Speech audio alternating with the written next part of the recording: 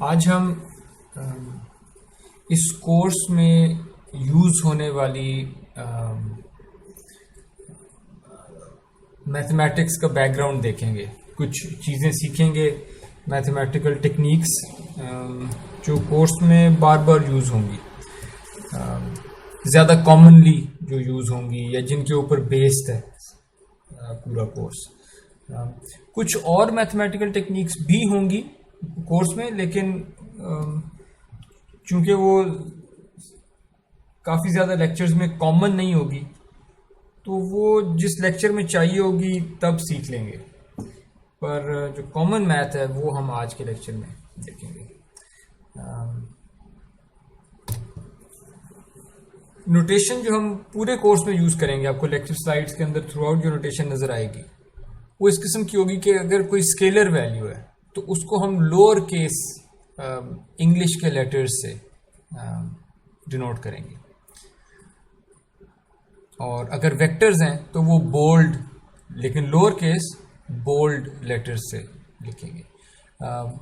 Matrices को हम bold capital letters से लिखेंगे।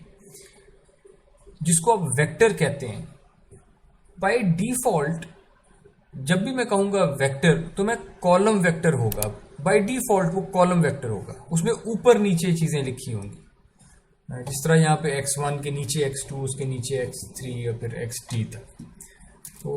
तो व्हेनेवर आई से vector it means a column vector. और अगर आपने किसी भी जगह पे उसको रो वेक्टर के तौर पे यूज़ करना है तो आपको ट्रांसपोज करना पड़ेगा, ठीक है।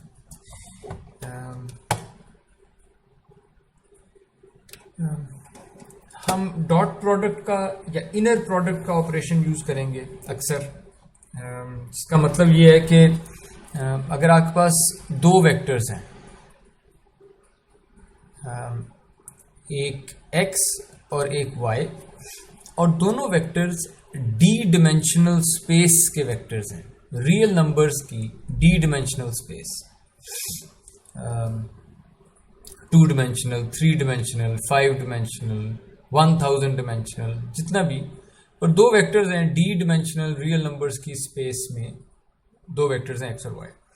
इनका इनर प्रोडक्ट जो होता है वो एक स्केलर वैल्यू आती है। x एक वेक्टर है, y एक वेक्टर है, लेकिन जिसको आप इसका इनर प्रोडक्ट कहते हैं वो एक स्केलर वैल्यू है। जो स्टैंडर्ड इनर प्रोडक्ट है उसको आप इस तरह से कंप्यूट कर सकते हैं, x को ट्रांसपोज करें और y से मल्टीप्लाई करते हैं। अब मैट्रिसेस और वेक्टर्स के साथ तो आपको हमेशा साइज देखना पड़ता है मल्टीप्लिकेशन से पहले कि ये मल्टीप्लाई हो भी सकते हैं कि नहीं हो सकते। So in this case we know कि x ट्रांसपोज का साइज होगा 1/d, क्योंकि x डी डिमेंशनल वेक्टर था और मैं ट्रांसपोज किया तो 1/d इसका साइज होगा। y का साइज d/1 है और इंटरनल साइजेस चूँकि बराबर हैं तो ये मल्टीप्लिकेशन हो सकती है, और आंसर जो है वो 1/1 आएगा, क्योंकि आउटर जो डिमेंशंस हैं वो 1/1 और 1 है। सो इसलिए ये स्केलर आएगा।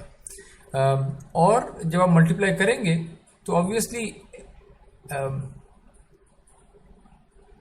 x1 अगर यहाँ पे है, x2 अगर यहाँ पे ऐसे लिख दिया है, और xd अगर यहाँ पे लिख दिया है, और इस साइड पे y1, y2 और एंड पे yd लिख दिया है, तो इस मल्टीप्लिकेशन में x1 y1 से मल्टीप्लाई हो जाएगा और ये वैल्यू आपके पास आ जाएगी, प्लस x2 इंटू y2 हो जाएगा और ये वैल्यू आपके पास आ जाएगी, plus x3 into y3, plus xi into yi, हर बार ही होता जाएगा और एंड तक, ठीक है। तो so that's the standard inner product. इसको डॉट प्रोडक्ट भी कहते हैं, इसको स्केलर प्रोडक्ट भी कहते हैं।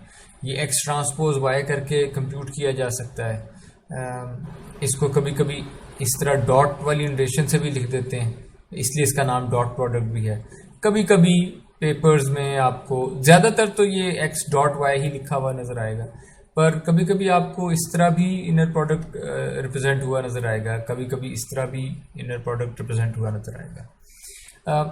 तो ये तो इसकी कंप्यूटेशन है। लेकिन अगर आप बिल्कुल राइट साइड पे देखें तो ये जो स्केलर वैल्यू है x ट्रांसपोज y की, डॉट प्रोडक्ट की स्केलर वैल्यू जो एलिमेंट वाइज मल्टीप्लाई करके आ रही है चीज़ों को, वो ऐसे भी कंप्यूट हो सकती है। यानी ये दूसरा तरीका है कि x जो वेक्टर है उसका मैग्नीट्यूड लें, y जो वेक्टर है उसका मैग्नीट्यूड यानी लेंथ लें, इनको मल्टीप्लाई करें, और जो इन वेक्टर्स के दरमियान में एंगल है, फॉर एग्जांपल x अगर ये वेक्टर था और लेट्स से y अगर ये वेक्टर था, इनके दरमियान जो एंगल है थीटा, इसके कोसाइन से मल्टीप्लाई करते हैं। ये जो स्केलर वैल्यू आती है ये स्केलर हो गए, उनके length of x scalar value multiply by y length of y फिर से scalar value multiply by cosine of theta, ये भी स्केलर वैल्यू, तो आंसर स्केलर है। ये आंसर इस चीज़ के बराबर आएगा जो मिडिल में कंप्यूट हो रही है, ये जो एलिमेंट वाइज मल्टीप्लिकेशन है। ठीक है, ओके, तो ये तो हो गया इनर प्रोडक्ट। हम इसको इसलिए यूज करेंगे क्योंकि ये जो स्केलर वैल्यू आती है एक्स ट्रांसपोज वाई की, ये वेक्टर्स की सिमिलैरिटी को रिप्रेजेंट करती है। यानी अगर एक्स ट्रांसपोज वाई 0 है ना, तो इसका मतलब है कि आपके वेक्टर एक्स और वाई ये ऑर्थोगोनल होंगे। यानी 2D में अगर मैं ड्रॉ करूं, 2D में ये परपेंडिकुलर होंगे। इनका साइज तो मैं चेंज कर सकता हूँ।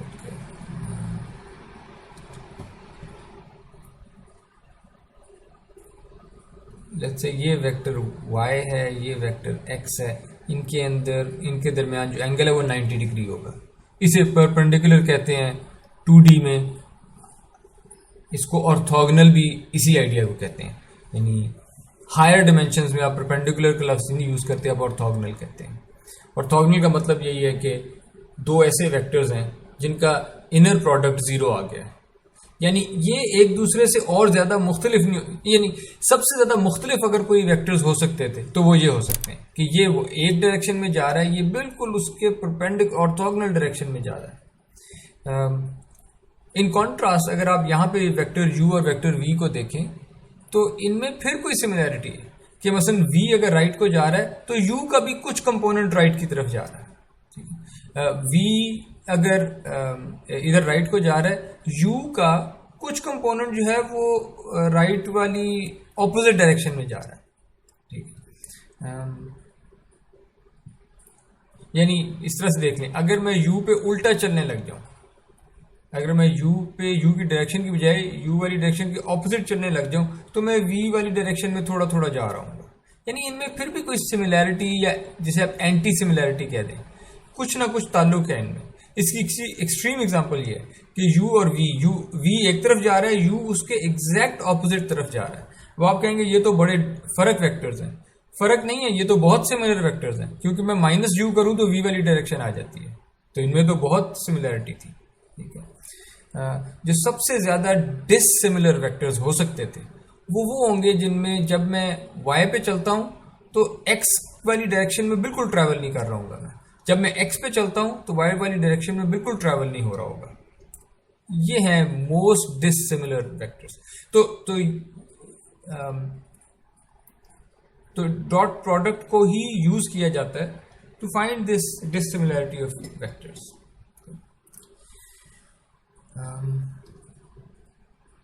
यूक्लिडियन नॉर्म किसी भी वेक्टर का वो हम डिफाइन ऐसे करते हैं, वो डॉट प्रोडक्ट से डिफाइन होता है कि आप वेक्टर को लें, अपने साथ ही उसका डॉट प्रोडक्ट कर दें, अपने साथ डॉट प्रोडक्ट, और फिर स्केलर आ जाएगा, उसका एक स्क्वायर रूट ले लें। ये यूक्लिडियन नॉर्म निकल आएगा उस वेक्टर का, और ये लेंथ भी इसी को कहते हैं, मैग्नीट्यूड भी इसी को कहते हैं, magnitude of vector x, length of vector x, size of vector x. ठीक है, यूक्लिडियन नॉर्म भी इसे कहते हैं। और एक्स ट्रांसपोज एक्स से आपको पता लग जाएगा, एलिमेंट वाइज मल्टीप्लाई हो रहा होगा, यानी x1 अपने आप से प्लस x2 अपने आप से प्लस x3 अपने आप से एंड सो ऑन, और फिर स्क्वायर रूट ले लें।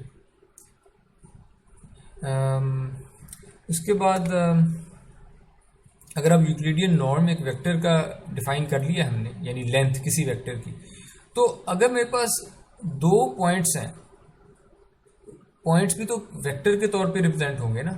जब आप कहते हैं x जो है वो 3,4 एक पॉइंट है, y जो है वो 7,8 एक पॉइंट है, तो वो एक वेक्टर ही है ना। x डायरेक्शन में 3 जाओ, y डायरेक्शन में 4 जाओ, y की बारी x डायरेक्शन में 7 जाओ, y डायरेक्शन में 8 जाओ, ये वेक्टर्स ही हैं जिनको पॉइंट्स और वेक्टर्स एक ही बात होती है। तो अगर आपके पास दो पॉइंट्स हैं स्पेस में और उनके दरमियान आपने डिस्टेंस निकालना है, तो वो इसको हम जिसको यूक्लिडियन डिस्टेंस कहते हैं, स्ट्रेट लाइन डिस्टेंस उनके बीच में, वो भी ये नॉर्म की डेफिनेशन से ही आता है। यानी आप पहले डिफरेंस वेक्टर निकालेंगे x minus y. So for example अगर ये x है और अगर ये y है, तो x माइनस वाई असल में ये वाला वेक्टर होता है।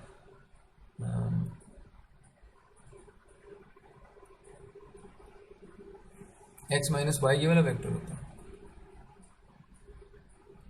और चूंकि ये भी एक वेक्टर ही है, इसकी मैं लेंथ निकाल सकता हूँ। तो ये लेंथ तो होती है नॉर्म के तरीके से, तो मैंने x माइनस वाई वेक्टर लिखा, उसकी लेंथ निकाली जो कि यूक्लिडियन नॉर्म से आती है।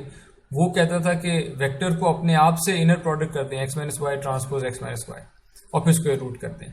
और x minus y transpose x minus y जब करूँगा तो एलिमेंट वाइज मल्टीप्लाई होंगे आपस में।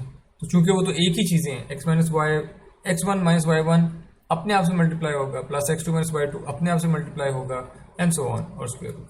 इससे मेरे पास दो पॉइंट्स के दरमियान डिस्टेंस आ जाएगा। फिर यूनिट वेक्टर, अक्सर आप सुनेंगे टर्म। यूनिट वेक्टर एक ऐसा वेक्टर होता है जिसकी लेंथ 1 होती है।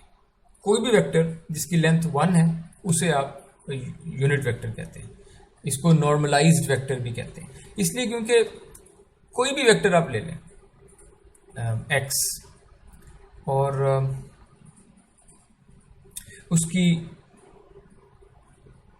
उसकी लेंथ जो भी है, लेट्स से 1 नहीं है, अगर मैं जो भी x की लेंथ थी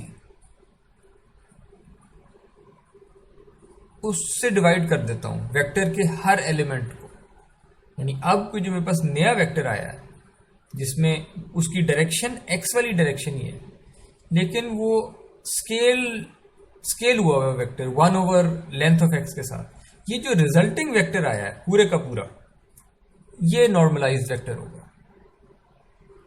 इसकी लेंथ 100%, इसकी लेंथ 1 होगी, ठीक है।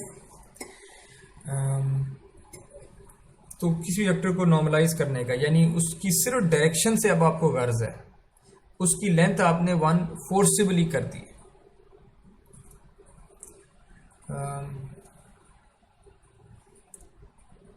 जी जी सर, ये नॉर्मलाइज करते हुए थोड़ा सा गलत सेंड करते हैं, जो लास्ट पॉइंट आपने किस चेंज किया। आपका कोई सवाल पूछे, फिर मैं आंसर करता हूँ। सर, ये आपने कहा है कि यूनिट वेक्टर हैज नॉर्म 1, इसको एक्सप्लेन कर दे जरा, इसको मुझे समझ नहीं आया। नॉर्म होता क्या है यहाँ पे सर, डिफाइन? इसकी नॉर्मल फॉर्म। नॉर्मल फॉर्म क्या होती है? सर, अगर हम किसी रेंज में वैल्यूज को लेके आना चाहें नॉर्मलाइज करके। नहीं, नॉर्म ये नहीं होता। नॉर्म ये ऊपर लेंथ होती है सर किसी भी वेक्टर की। जी बिल्कुल, नॉर्म यहाँ पे डिफाइंड है, जहाँ पे मेरे ये माउस है। नॉर्म लेंथ होती है वेक्टर की, ठीक है। और अगर कोई ऐसा वेक्टर है जिसकी लेंथ 1 है, तो मैं कहूँगा कि ये वेक्टर यूनिट वेक्टर है। यहाँ तक आप क्लियर है? ये मैं डेफिनेशन बता रहा हूँ कि ऐसा कोई वेक्टर जिसकी लेंथ अगर 1 निकल आए तो मैं कहूँगा ये यूनिट वेक्टर है। Yes sir. और उसको मैं ये भी कह सकता हूँ ये नॉर्मलाइज्ड वेक्टर है। नॉर्मलाइज्ड इसलिए कह रहा हूँ कि नॉर्मलाइज इसलिए क्योंकि वो लेंथ 1 वाला वेक्टर है, उसकी डेफिनेशन है, ठीक है। यहाँ पे जो मैंने चीज़ लिखी है नई, वो बस ये मैं कह रहा हूँ कि अगर आपके पास कोई भी वेक्टर x है, उसकी जो भी लेंथ है, अगर आप लेंथ से डिवाइड कर दें उसके हर एलिमेंट को, तो ये जो रिजल्टिंग वेक्टर आएगा इसकी लेंथ नेसेसरली 1 होगी। मैं आपको किसी भी वेक्टर के को नॉर्मलाइज करने का तरीका बता रहा हूँ यहाँ। Okay sir.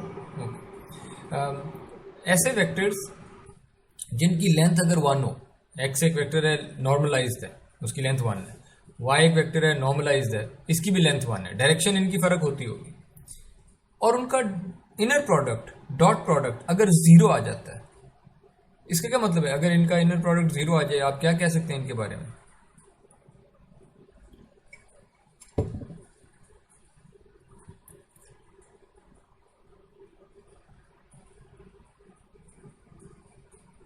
इनर प्रोडक्ट 0 का ये मतलब है, अगर 2D में होते तो ये परपेंडिकुलर होते, 3D में ये ऑर्थोगोनल है, 4D 5D 10D जितने भी डिमेंशंस हैं ये ऑर्थोगोनल वेक्टर्स हैं। डॉट प्रोडक्ट 0 का मतलब ही है।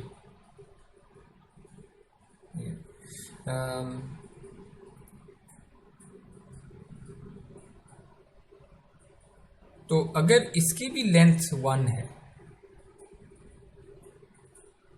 और इसकी भी लेंथ 1 है, तो क्या ये यूनिट वेक्टर्स नहीं है? नॉर्मलाइज नहीं होंगे ये वेक्टर्स? इन्हें हम कहेंगे ना नॉर्मलाइज वेक्टर। एनीवन?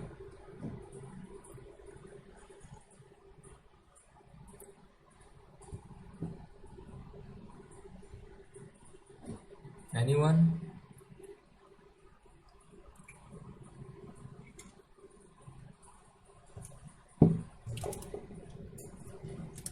लोग फॉलो कर रहे हैं या नहीं फॉलो कर रहे हैं?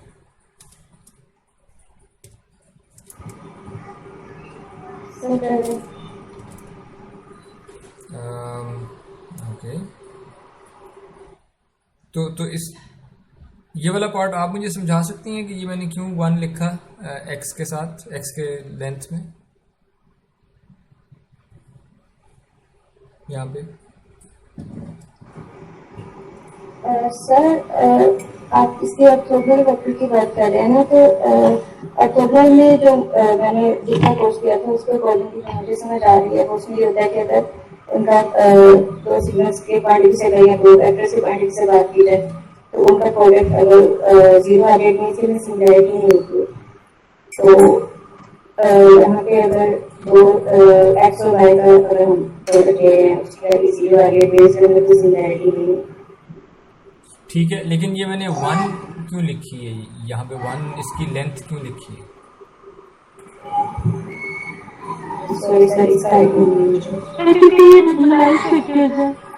जी, क्योंकि मैंने यहाँ पे कहा था कि अगर x की लेंथ 1 है और अगर y की लेंथ 1 है, तो मैं तो बात ही उन वेक्टर्स की कर रहा हूँ जो कि यूनिट वेक्टर्स थे, जो कि नॉर्मलाइज वेक्टर थे, जिनकी लेंथ 1 थी। सो 3 बातें हैं यहाँ पे, x जिसकी लेंथ 1 हो, y जिसकी लेंथ 1 हो, और x ट्रांसपोज y यानी इनर प्रोडक्ट वो भी 0 आ जाए। अगर ये तीनों बातें हो गई हैं, फिर हम कहते हैं कि x और y ऑर्थोगोनल भी हैं और नॉर्मल भी है। यानी आप खुद इंडिविजुअली हर वेक्टर नॉर्मलाइज्ड है, यूनिट वेक्टर है, लेकिन अगर आपस में ये ऑर्थोगोनल है तो इसको कहेंगे ऑर्थोनॉर्मल वेक्टर्स। और हम अपनी सारी जिंदगी ऑर्थोनॉर्मल वेक्टर्स के साथ काम करते रहे हैं असल में। जिसको आप एक्स एक्सिस और वाई एक्सिस कहते थे, या एक्स वाई और जी एक्सिस कहते थे 3D में, उस एक्स एक्सिस का जो आपका वेक्टर होता था असल में, जिसको आप एक्स एक्सिस कहते थे, वो असल में ये वाला वेक्टर होता था, जिसको आप वाई, मैं बल्कि एक्स एक्सिस ही कह देता हूँ, जिसको वाई एक्सिस कहते थे, वो भी एक वेक्टर होता था और वो ये वाला वेक्टर होता था। आप इन दो वेक्टर्स का इनर प्रोडक्ट लें वो 0 आएगा, और इन दोनों की लेंथ कंप्यूट करें वो 1 आएगी दोनों की। तो हम हमेशा ऑर्थोनॉर्मल वेक्टर्स के साथ काम कर रहे होते हैं, बड़ा कन्वीनियंट होता है ये। जब भी आपने कोई पॉइंट रिप्रेजेंट करना होता है, फॉर एग्जांपल ये वाला जो पॉइंट होगा, ये वाला पॉइंट, इसमें आप मैं इसको ना रिप्लेस करता हूँ, क्योंकि हम एक्स एक्सिस हॉरिजॉन्टल को कहा करते थे, तो प्लीज़ अलाउ मी कि मैं इसको x कह दूं और इस वाले को y कह दूं।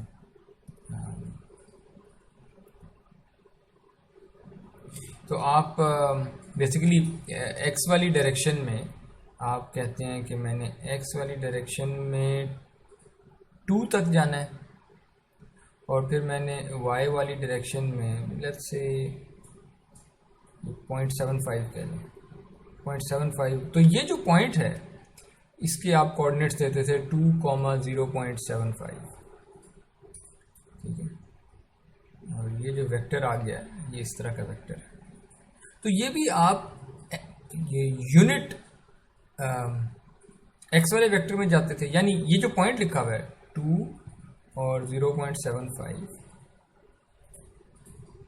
ये असल में 2 टाइम्स एक्स एक्सेस था जो कि 10 है, प्लस 0.75 टाइम्स वाई वेक्टर है जो कि 0 और 1 है। तो ये हमेशा से यूज करते आ रहे हैं ये वाले ortho normal vectors, it's very convenient. तो इस कोर्स में भी कई दफ़ा इस तरह के, यानी हम कई दफ़ा अपने वेक्टर्स को जान के ऑर्थो नॉर्मल रखेंगे। ओके, आगे चलते हैं। आउटर प्रोडक्ट, जिस तरह पहले इनर प्रोडक्ट मैंने कहा था ना, अब एक और ऑपरेशन है आउटर प्रोडक्ट। आपके पास एक वेक्टर है x जो कि डी डिमेंशनल स्पेस में है, एक और वेक्टर है z वो किसी k डिमेंशनल स्पेस में है। k की वैल्यू पे मैंने कोई कैद नहीं लगाई, k की वैल्यू d के बराबर भी हो सकती है, फर्क भी हो सकती है। जिसको आप आउटर प्रोडक्ट कहते हैं उसमें आप उसको लिखते हैं x multiplied by z transpose. इस पे नोट करिए मैंने x पे ट्रांसपोज नहीं लगाया, इनर प्रोडक्ट में मैंने x पे ट्रांसपोज लगाया था और y एज इट इज था। इस बारी x कॉलम वेक्टर ही है जैसा वेक्टर होता है, यानी x कॉलम में पड़ा है, z पे ट्रांसपोज है, विच मीन z मेरा रो वेक्टर बन गया एक। जब आप इसको मल्टीप्लाई करेंगे, क्या मल्टीप्लाई हो भी सकते हैं? सबसे पहले तो साइज देखना है, इसका साइज d/1 है और इसका साइज 1/d है। इंटरनल डिमेंशंस मैच, इसका size 1/k। Internal dimensions match करती हैं 1 और 1, तो जो भी आउटर डिमेंशंस हैं d और k वो साइज आ जाएगा। कंप्यूटेशन होगी कैसे? x1 जो है वो z1 से मल्टीप्लाई होगा और ये पहला एलिमेंट आ जाएगा रिजल्ट का, फिर वही x1 z2 से मल्टीप्लाई होगा एंड यू डन, दूसरा एलिमेंट आ गया एंड सो ऑन। यानी पहली दफ़ा तो x1 z1, x1 z2, x1 dot zk तक, ये पहली रो आ जाएगी रिजल्ट की। इसी तरह x2 से एक रो आ जाएगी इनसे मल्टीप्लाई होके। इस तरह हर बारी आखिरी बारी xd के कॉरस्पॉन्डिंग एक रो आ जाएगी z1 से zk तक मल्टीप्लाई हुई। तो ये जो मैट्रिक्स है इसकी d रोज होंगी और k कॉलम्स होंगे, ठीक है। इसे आउटर प्रोडक्ट कहते हैं, ठीक है। और ये आपने देख लिया, ये स्केलर नहीं होगा, ना ये स्केलर है ना ये वेक्टर है, ये एक मैट्रिक्स आ जाता है, ठीक है। ओके,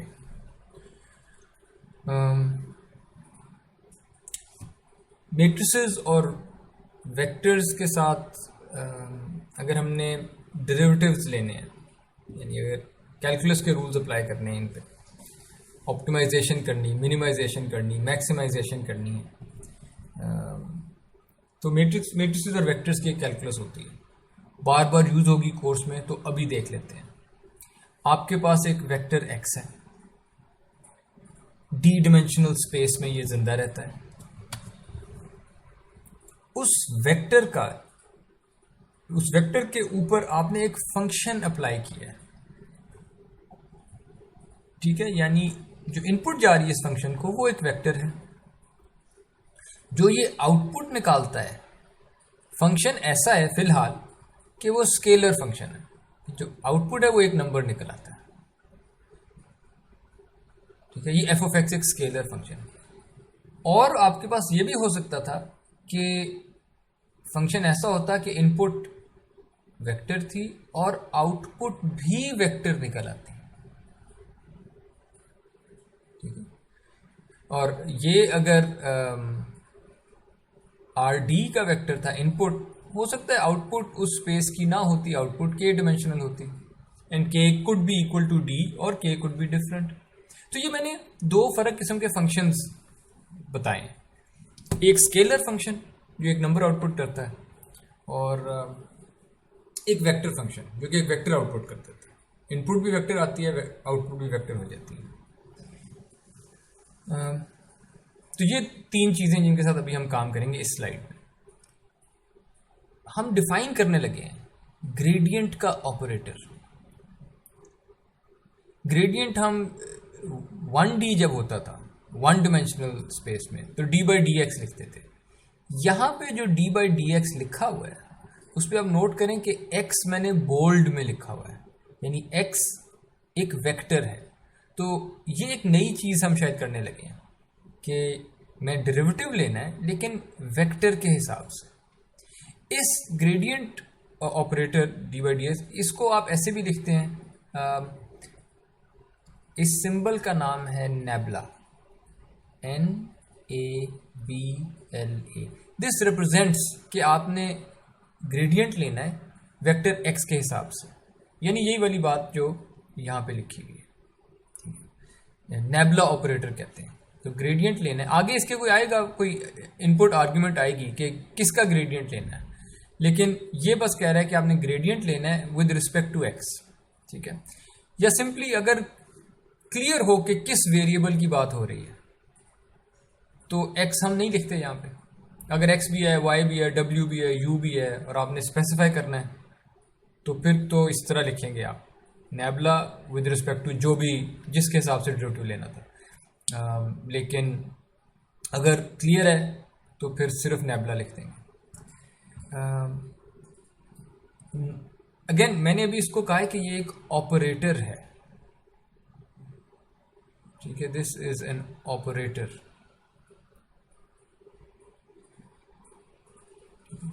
विच मीन्स के आप इसको कुछ फीड करेंगे, कोई फंक्शन इसके फीड होगा फिर उसके ग्रेडियंट से निकालेगा।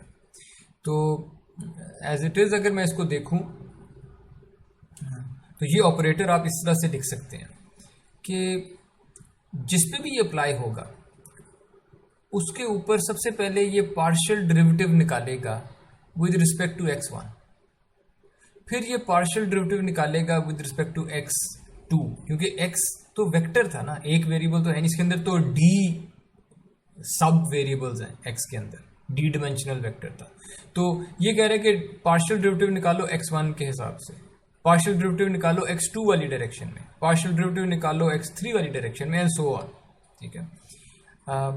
यानी जब ये नेबला ऑपरेटर या ग्रेडियंट ऑपरेटर अप्लाई होगा किसी फंक्शन f ऑफ x पे, तो आपने f ऑफ x जो एक स्केलर वैल्यू थी, f मेरा स्केलर फंक्शन था, f ऑफ x जो स्केलर वैल्यू थी उस वैल्यू का डेरिवेटिव लेना है सबसे पहले विद रिस्पेक्ट टू x1, फिर उसी स्केलर वैल्यू का derivative with respect to x2, and you keep going and you find all these partial derivatives of that scalar value f of x with respect to each of the components of each of the dimensions x1, x2, x3, x4, xt तक, ठीक है। और उनको ऊपर नीचे लिख देंगे हम कॉलम वेक्टर की शक्ल में। जब हम इस तरह कॉलम वेक्टर की शक्ल में ये पार्शियल डेरिवेटिव्स लिख देंगे, हम कहेंगे ये मेरा नेबला ऑपरेटर अप्लाई हो गया है, मेरे पास ग्रेडियंट वेक्टर आ गया है। नोटिस कि ये भी तो एक वेक्टर ही है, तो ये मेरे पास ग्रेडियंट वेक्टर आ गया है f का विद रिस्पेक्ट टू x, ठीक है।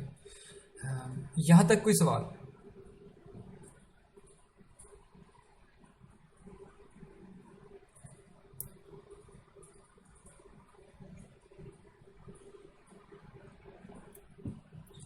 आगे चलें, फिर आगे चलते हैं। अब फर्क ये है यहाँ पे कि मैंने फिर से ग्रेडियंट वेक्टर निकालना है या ग्रेडियंट निकालना है, मैंने नेबुला ऑपरेटर अप्लाई किया, लेकिन g ऑफ x पे, और g एक वेक्टर फंक्शन है, ठीक है। वेक्टर फंक्शन का मतलब ये है, हम यहाँ पे इसकी वैल्यूज लिख देते हैं कि ये g ऑफ x का एक पहला कंपोनेंट भी होगा, g ऑफ x का दूसरा कंपोनेंट भी होगा, और जितने भी साइज का वेक्टर ये रिटर्न करता है, लेट्स से k, तो g ऑफ x का kth कंपोनेंट होगा। तो अब मेरे पास एक वेक्टर है और इस वेक्टर का मैंने डेरिवेटिव लेना है अब विद रिस्पेक्ट टू x, ठीक है। और उसको आप इस तरह से कम्यूट करेंगे। इसको ऐसे देखें, ये जो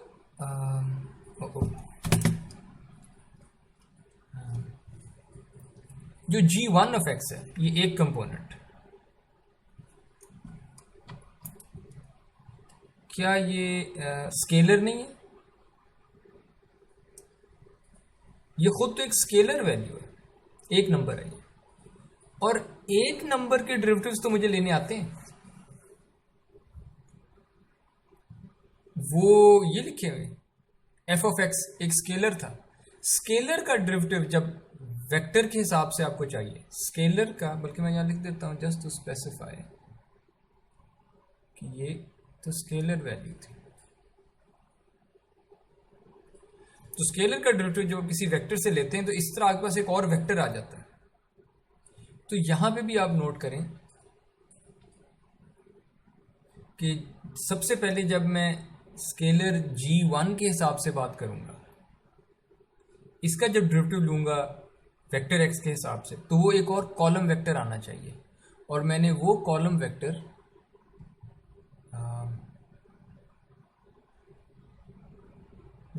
यहाँ पे लिखा हुआ है जैसा कि हमने पहले डिफाइन किया था। g1 वो नंबर था, g1 का डेरिवेटिव x1 के हिसाब से, g1 का डेरिवेटिव x2 के हिसाब से, g1 का डेरिवेटिव x3 के हिसाब से, एंड सो ऑन, g1 का डेरिवेटिव xd के हिसाब से। सिमिलरली जब g2 की बात होगी तो फिर g2 के डेरिवेटिव्स, स्केलर है g2, पूरे वेक्टर x के हिसाब से वो यहाँ पे आ जाएंगे, एंड विल कीप गोइंग जब तक gk जो एंड पे आता है उसके हिसाब से डेरिवेटिव्स हमने ऐसे लिखे होंगे, ठीक। कोई सवाल यहाँ तक? साइज इसका आप देख सकते हैं कि ये जो एक कॉलम वेक्टर था इसमें d नंबर्स होंगे, तो इस पूरे मैट्रिक्स की d रोज होंगी, और कॉलम्स उतने होंगे जितनी g ऑफ x में एंट्रीज थी, वो k थी, तो d बाई k इसका साइज होगा, ठीक है, जिसमें d जो है वो x का साइज था और k जो है वो g के आंसर का साइज था। Okay, any questions? ये अगर लेट्स से अभी नहीं भी समझ आते तो ये रेफरेंस के तौर पे चीज़ें हैं, जैसे ही course, as the course gets serious, तो you can always return to the slides and refresh your knowledge, ठीक है। पर कोई सवाल तो नहीं है, मैं आगे चलूँ?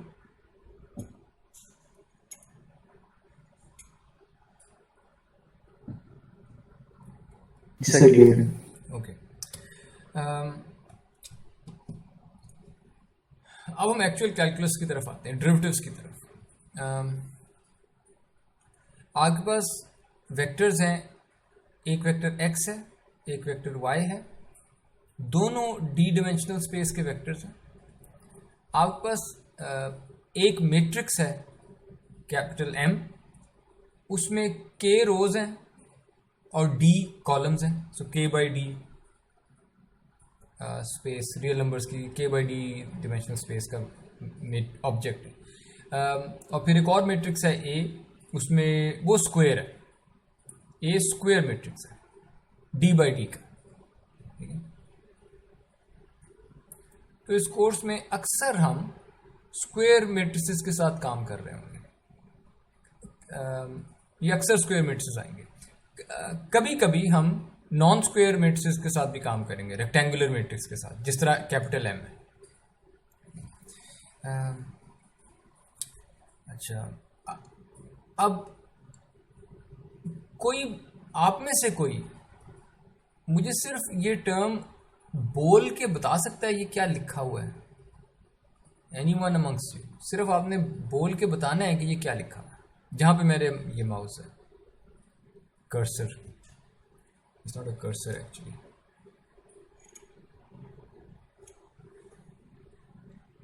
Gradient of y transpose x, gradient of y transpose x, बिल्कुल सही। विद रिस्पेक्ट टू, यानी gradient with respect to y है, रिस्पेक्ट टू x है। ग्रेडियंट रिस्पेक्ट टू x है, ठीक है, ग्रेट। y ट्रांसपोज x ये कोई स्केलर है कि वेक्टर है? सर इनर प्रोडक्ट है तो स्केलर है। दोबारा बताइएगा। इनर प्रोडक्ट ले रहे तो स्केलर, ये स्केलर होगा। और ये इनर प्रोडक्ट डिफाइंड भी मैं ले सकता हूँ, इनर प्रोडक्ट ये मल्टीप्लाई हो जाएंगे इस तरह, इनके साइजेस मैच करते हैं।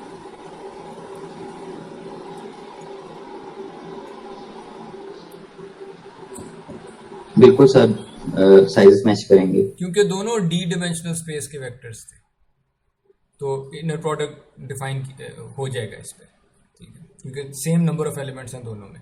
Okay, great. अच्छा, आगे मैंने कहा है कि this derivative, this gradient is equal to this gradient, और उसमें मैंने x ट्रांसपोज y लिख दिया है, वहां तो y ट्रांसपोज x था।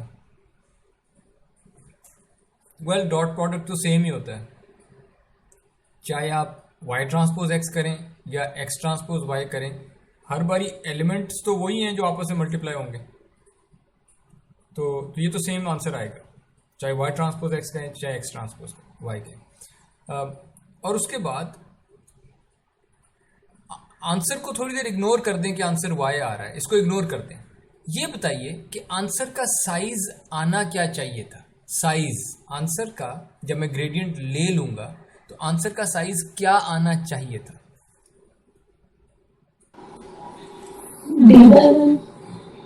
d/1। क्यों? ये सही आंसर आपका, पर क्यों ये आंसर आना चाहिए था? क्योंकि जो ग्रेडियंट देंगे तो एक ही रो कॉलम आती है, तो कॉलम तो बनी होगी, तो कॉलम में जितने एलिमेंट होंगे और जितनी डायमेंशन स्पेस होगी हमारी उतनी की होगी, तो d/1। बिल्कुल ठीक, बिल्कुल ठीक। यानी अगर हम पिछली स्लाइड का मटेरियल यूज करें तो असल में हुआ ये है कि मेरे पास असल में एक फंक्शन आया है,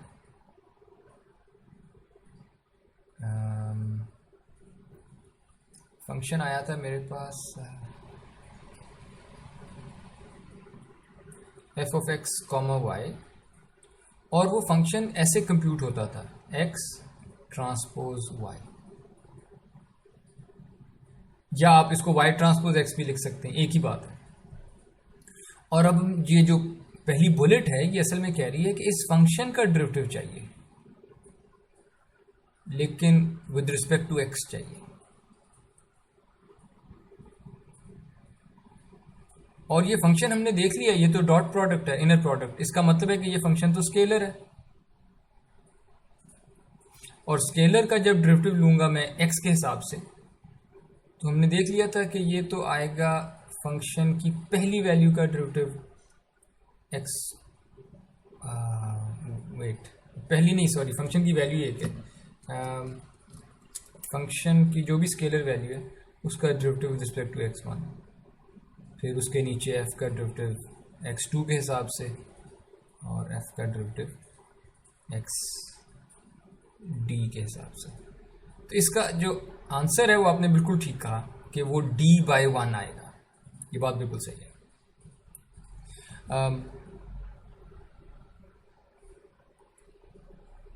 और जो डेरिवेटिव आएगा वो that will be equal to y, और इसको प्रूव करना कि ये जो डेरिवेटिव है इसका आंसर y का वेक्टर ही आ जाएगा दोबारा। ये आपका एक टेक होम क्विज है, ठीक है। इनफैक्ट ये चारों जो एक्सप्रेशंस लिखी हुई हैं डेरिवेटिव्स की, ये आपके टेक होम क्विज का पार्ट है। मैं आप फॉर्मली वो क्विज आपको असाइन हो जाएगा, पर ये आपके टेक होम क्विज का पार्ट है। अभी हम सिर्फ देख लेते हैं, प्रूव नहीं, प्रूव तो आप करेंगे। अभी सिर्फ देख लेते हैं कि आंसर्स आते क्या हैं। यानी जब आपके पास डॉट प्रोडक्ट है y ट्रांसपोज x का और आपने ग्रेडियंट x के हिसाब से लेना है तो y वेक्टर आ जाएगा और उसका y का साइज d/1 है, तो साइज के हिसाब से तो आंसर ठीक है। एक्सप्रेशन ठीक निकली नहीं निकली ये तो आप प्रूव करेंगे, पर साइज के हिसाब से हम सही जा रहे हैं। जैसा कि अभी आपने कहा कि ये d/1 आंसर आना चाहिए, y का साइज भी d/1 है, तो साइज के हिसाब से हम ठीक है। अगर आपके पास एक मैट्रिक्स है, सेकंड एक्सप्रेशन, आपके पास एक मैट्रिक्स है और x से मल्टीप्लाई हो रहा है, इसका साइज क्या आएगा? सिर्फ m इंटू एक्स का साइज क्या आएगा? कोई मुझे बता सकता है? m इंटू एक्स आंसर जो आएगा उसका साइज।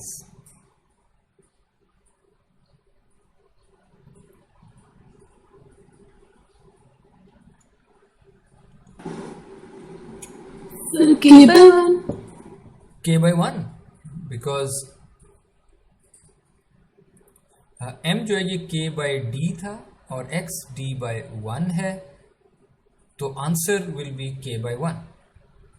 बिल्कुल सही। इसका मतलब है कि आंसर एक वेक्टर है, विच मीन्स कि मेरे पास जब आप g ऑफ x आप कहते हैं, g ऑफ x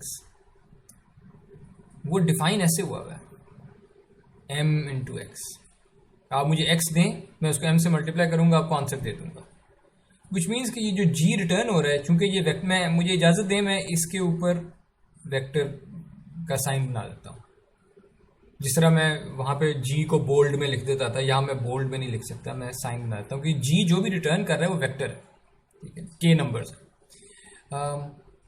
ओके, ये और हमने पिछली स्लाइड पे देख लिया था कि जब x के हिसाब से आप डेरिवेटिव लेते हैं लेकिन वेक्टर वाले फंक्शन का, तो वो कैसे लिखा जा सकता है। तो जो पिछली स्लाइड को यूज़ करेंगे उसका नॉलेज, तो आप इस कंक्लूजन पे पहुंचेंगे कि अगर g of x m into x थी, मैट्रिक्स वेक्टर मल्टीप्लिकेशन, तो जो ग्रेडियंट आएगा वो m ट्रांसपोज होगा। ये आपने प्रूव करना होगा। सिमिलरली इस कोर्स में अक्सर हम ये एक्सप्रेशन देखेंगे, x ट्रांसपोज ax, अक्सर देखेंगे।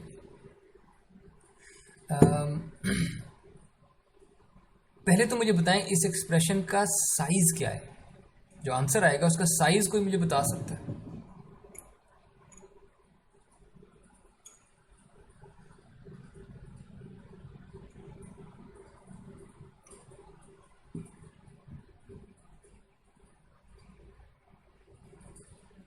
पहले ax का साइज बता दें।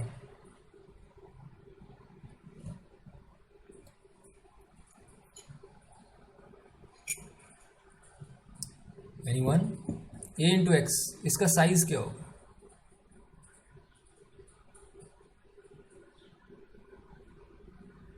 d/1 हो जाएगा ये।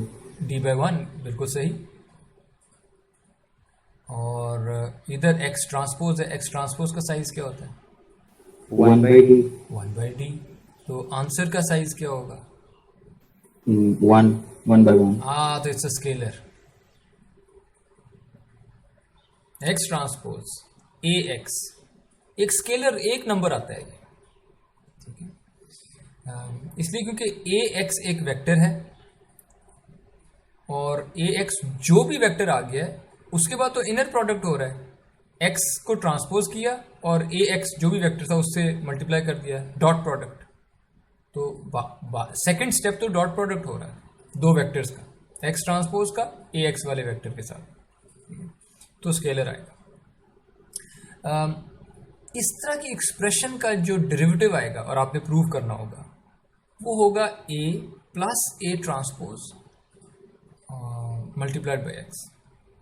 और इसकी मैं हिंट दे देता हूँ कि ये कैसे प्रूव कैसे होगा।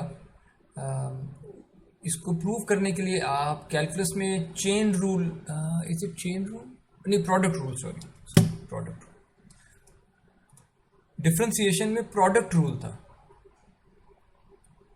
आप वो यूज करेंगे।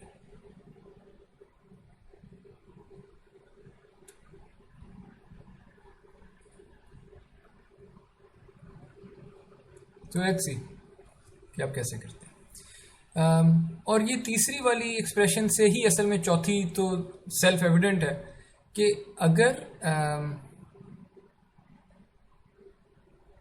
अगर मैट्रिक्स ए सिमेट्रिक है, अगर सिमेट्रिक है, हमने ए को कहा था कि ये स्क्वायर है, हमने अभी सिमेट्रिक नहीं कहा था, स्क्वायर है, नॉन सिमेट्रिक भी हो सकता है। फॉर एग्जांपल अगर 2D में, आपको अक्सर ये करना चाहिए जब भी ये मैट्रिक्स वेक्टर्स वाली बातें आए ना, तो एक 2D या मैक्सिमम 3D मैट्रिक्स एक ले लिया करें, यानी 2x2 या मैक्सिमम 3x3, और उस पर थोड़ी सी कैलकुलेशन कर लिया करें, तो कुछ आइडियाज़ क्लियर हो जाते हैं उसी बात।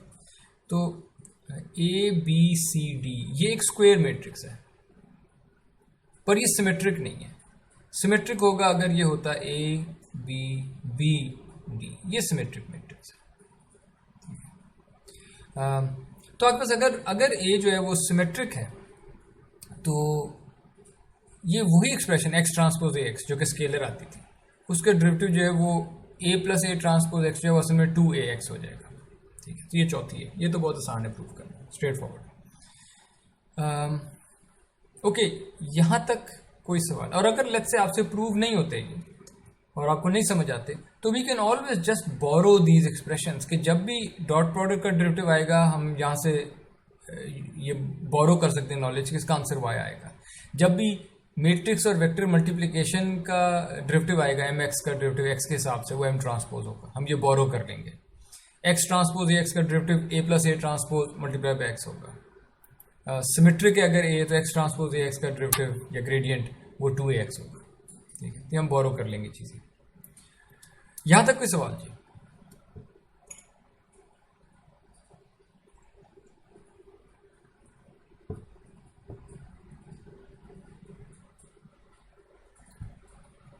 Should I proceed?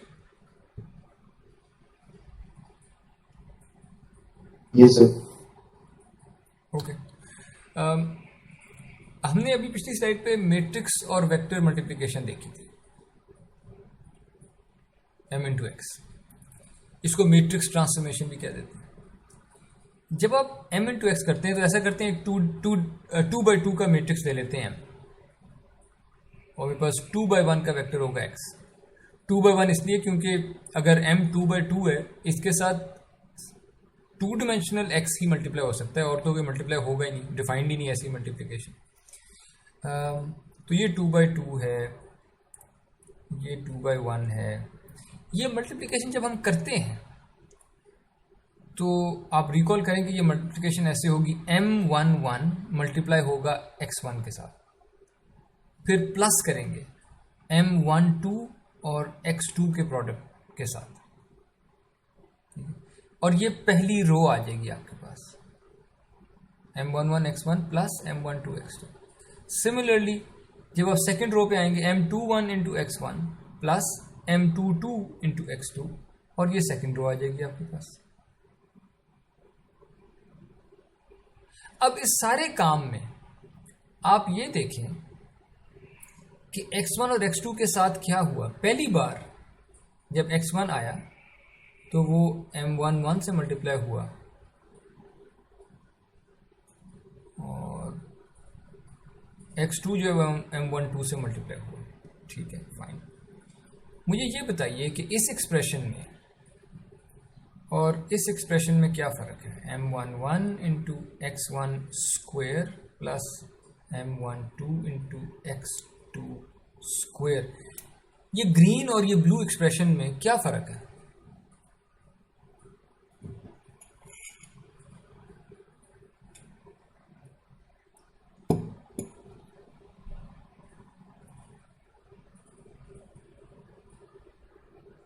बताइए। मैग्नीट्यूड का? हाँ आंसर तो फ़र्क आएगा, यस, क्योंकि एक जगह स्क्वायर हुआ है। लेकिन यहाँ पे ग्रीन x1 पे जो ऑपरेशन हो रहे हैं और x2 पे जो ऑपरेशन हो रहे हैं, सिर्फ मल्टीप्लिकेशन हो रही है, आपस में ऐड हो रहे हैं, ये लीनियर फंक्शन है। अगर मैं कहूँ x1 में ये लीनियर फंक्शन है, x2 में ये लीनियर फंक्शन है, लेकिन यहाँ पे ब्लू में x1 का स्क्वायर हो रहा है, इसका मतलब x1 में ये फंक्शन क्वाड्रेटिक है, x2 में ये फंक्शन क्वाड्रेटिक है। ऐसे भी हो सकता था, मैं कहता m11 into sine of x1 plus m12 into I don't know square root of x2। तो ये फंक्शन x1 में ट्रिग्नोमेट्रिक फंक्शन होता है। ये स्पेलिंग नहीं आते ट्रिग्नोमेट्रिक की, आई डोंट नो। तो ये ट्रिग्नोमेट्रिक फंक्शन होता है। और x2 में ये स्क्वायर रूट हो रही है। स्क्वायर रूट को हम क्या कहेंगे? पॉलिनोमियल, जो भी है, नॉन लीनियर कहते हैं, लीनियर नहीं है, ठीक है, नॉन लीनियर फंक्शन है। लीनियर हम उनको कहते हैं जिसमें जो आपकी इनपुट्स हैं उनकी पावर सिर्फ 1 आ रही हो या 0। लीनियर फंक्शंस वो होते हैं जिनमें आपके इनपुट वेरिएबल की पावर या 1 हो या 0 हो, इसे लीनियर फंक्शन कहते हैं, ठीक है। जब भी आप मैट्रिक्स के साथ मल्टीप्लाई करते हैं किसी वेक्टर x को, हमेशा वो मैट्रिक्स उस वेक्टर को लीनियरली ट्रांसफॉर्म कर रहा होता है। Every matrix multiplication represents some linear transformation. और ऑपोजिट भी आप देख सकते हैं, every linear transformation can therefore be represented as a matrix multiplication, ठीक है।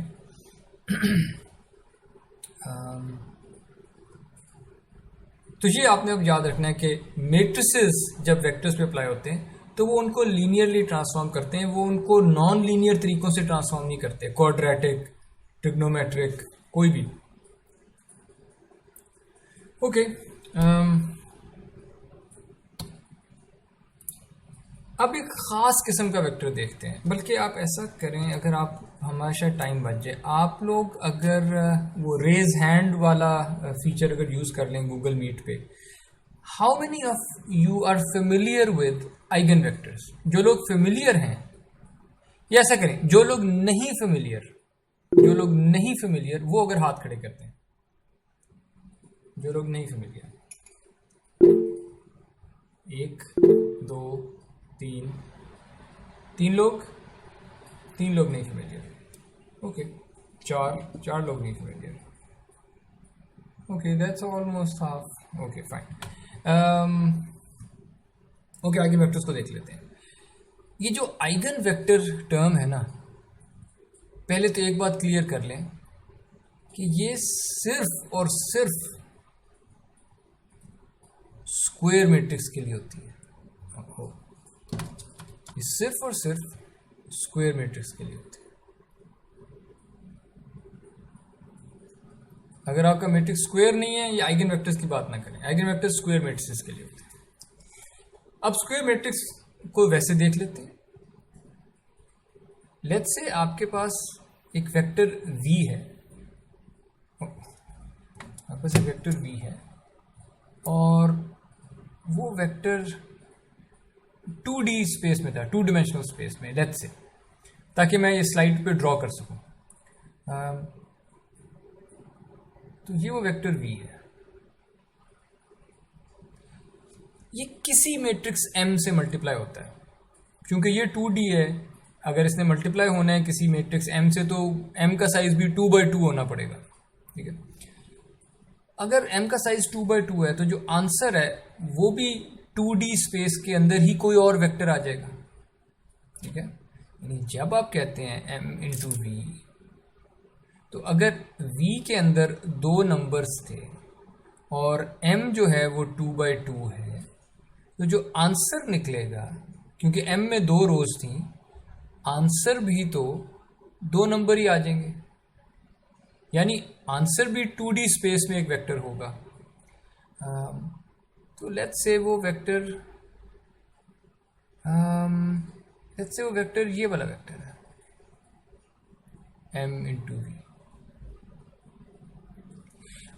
आपने अब नोट ये किया होगा कि जब भी मैट्रिक्स किसी वेक्टर से मल्टीप्लाई होगा v से, तो वो v को ट्रांसफॉर्म कर देगा।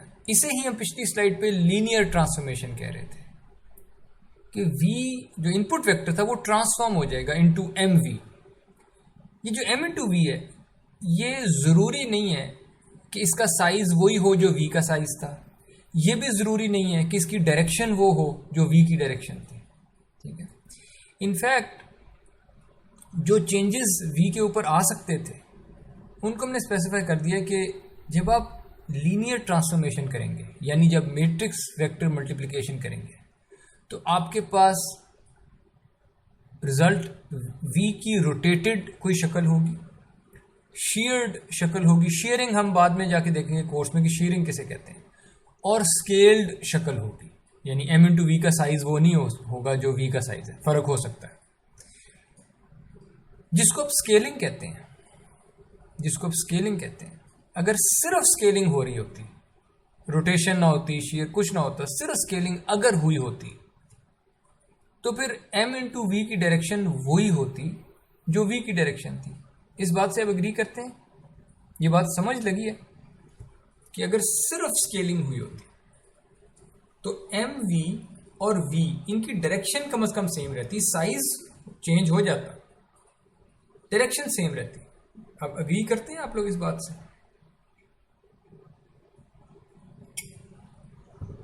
इरफान आप बताइए। Yes, sir. Okay Yes, sir. Okay, ठीक है।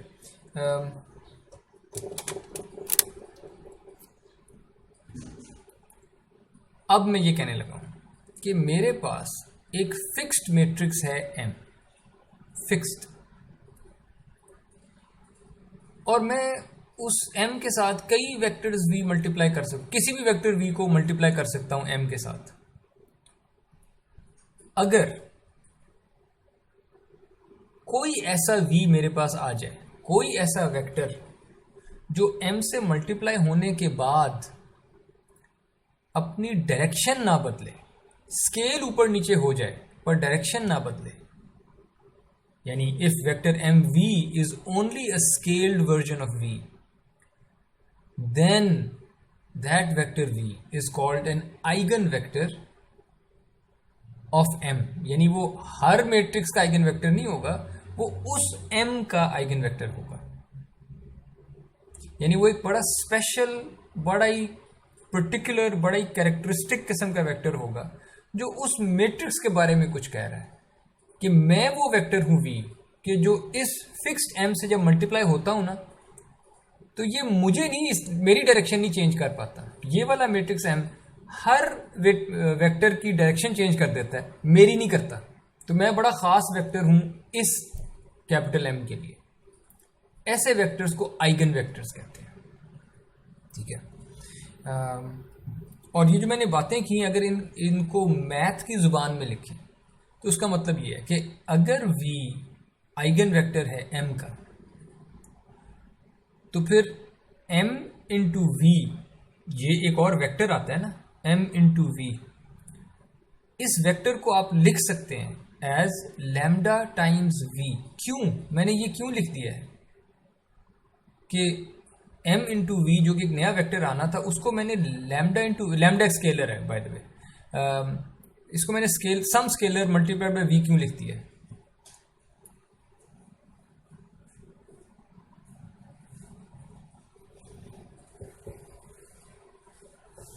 वाई? मैं ये बता रहा हूँ कि v आइगन वेक्टर था, तो अगर आइगन वेक्टर था तो मैं ऐसे क्यों लिख सकता हूँ M V equals lambda V? उसकी सिर्फ मैग्नीट्यूड स्केल होगी, डायरेक्शन सेम रहेगी। हाँ, चूंकि डायरेक्शन सेम है, मुझे पहले ही पता है। अगर आप मुझे कह देते हैं कि v आइगन वेक्टर है, तो फिर तो ये तो फिक्स हो गई बात कि m और m इंटू वी का जो आंसर है उसकी डायरेक्शन वही होगी जो v की डायरेक्शन है।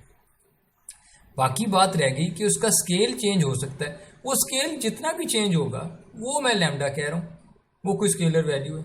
हो सकता है वो 100 टाइम्स v हो जाए, हो सकता है उसका साइज 0.1 टाइम्स v हो जाए, हो सकता है वो दूसरी डायरेक्शन में पॉइंट करने लग जाए, हो सकता है ये लैम्डा -10 हो ऑपोजिट डायरेक्शन में। लेकिन मैं कहूँगा बस ने डायरेक्शन वही रखी नेगेटिव, लेकिन साइज चेंज हुआ है इसका। तो ये नीचे एग्जांपल्स दी हुई हैं कि नॉर्मल जो मैट्रिक्स वेक्टर मल्टीप्लिकेशन है वो इस तरह का काम करती है। m into V direction change करता है। आइगन वेक्टर्स वो वाले होते हैं जो जिनमें m इंटू वी की डायरेक्शन वही रहती है जो v की है, भले वो नेगेटिव वाली साइड पे पॉइंट कर रहा हो, पर ओवरऑल डायरेक्शन वो रहती है। ठीक है, तो इनको आइगन वेक्टर्स कहते हैं।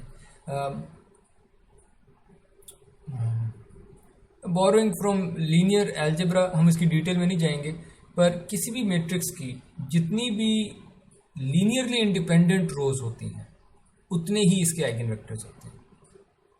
एक स्क्वायर मैट्रिक्स की जितनी लीनियरली इंडिपेंडेंट रोज हैं उतने इसके आइगन वेक्टर्स होंगे।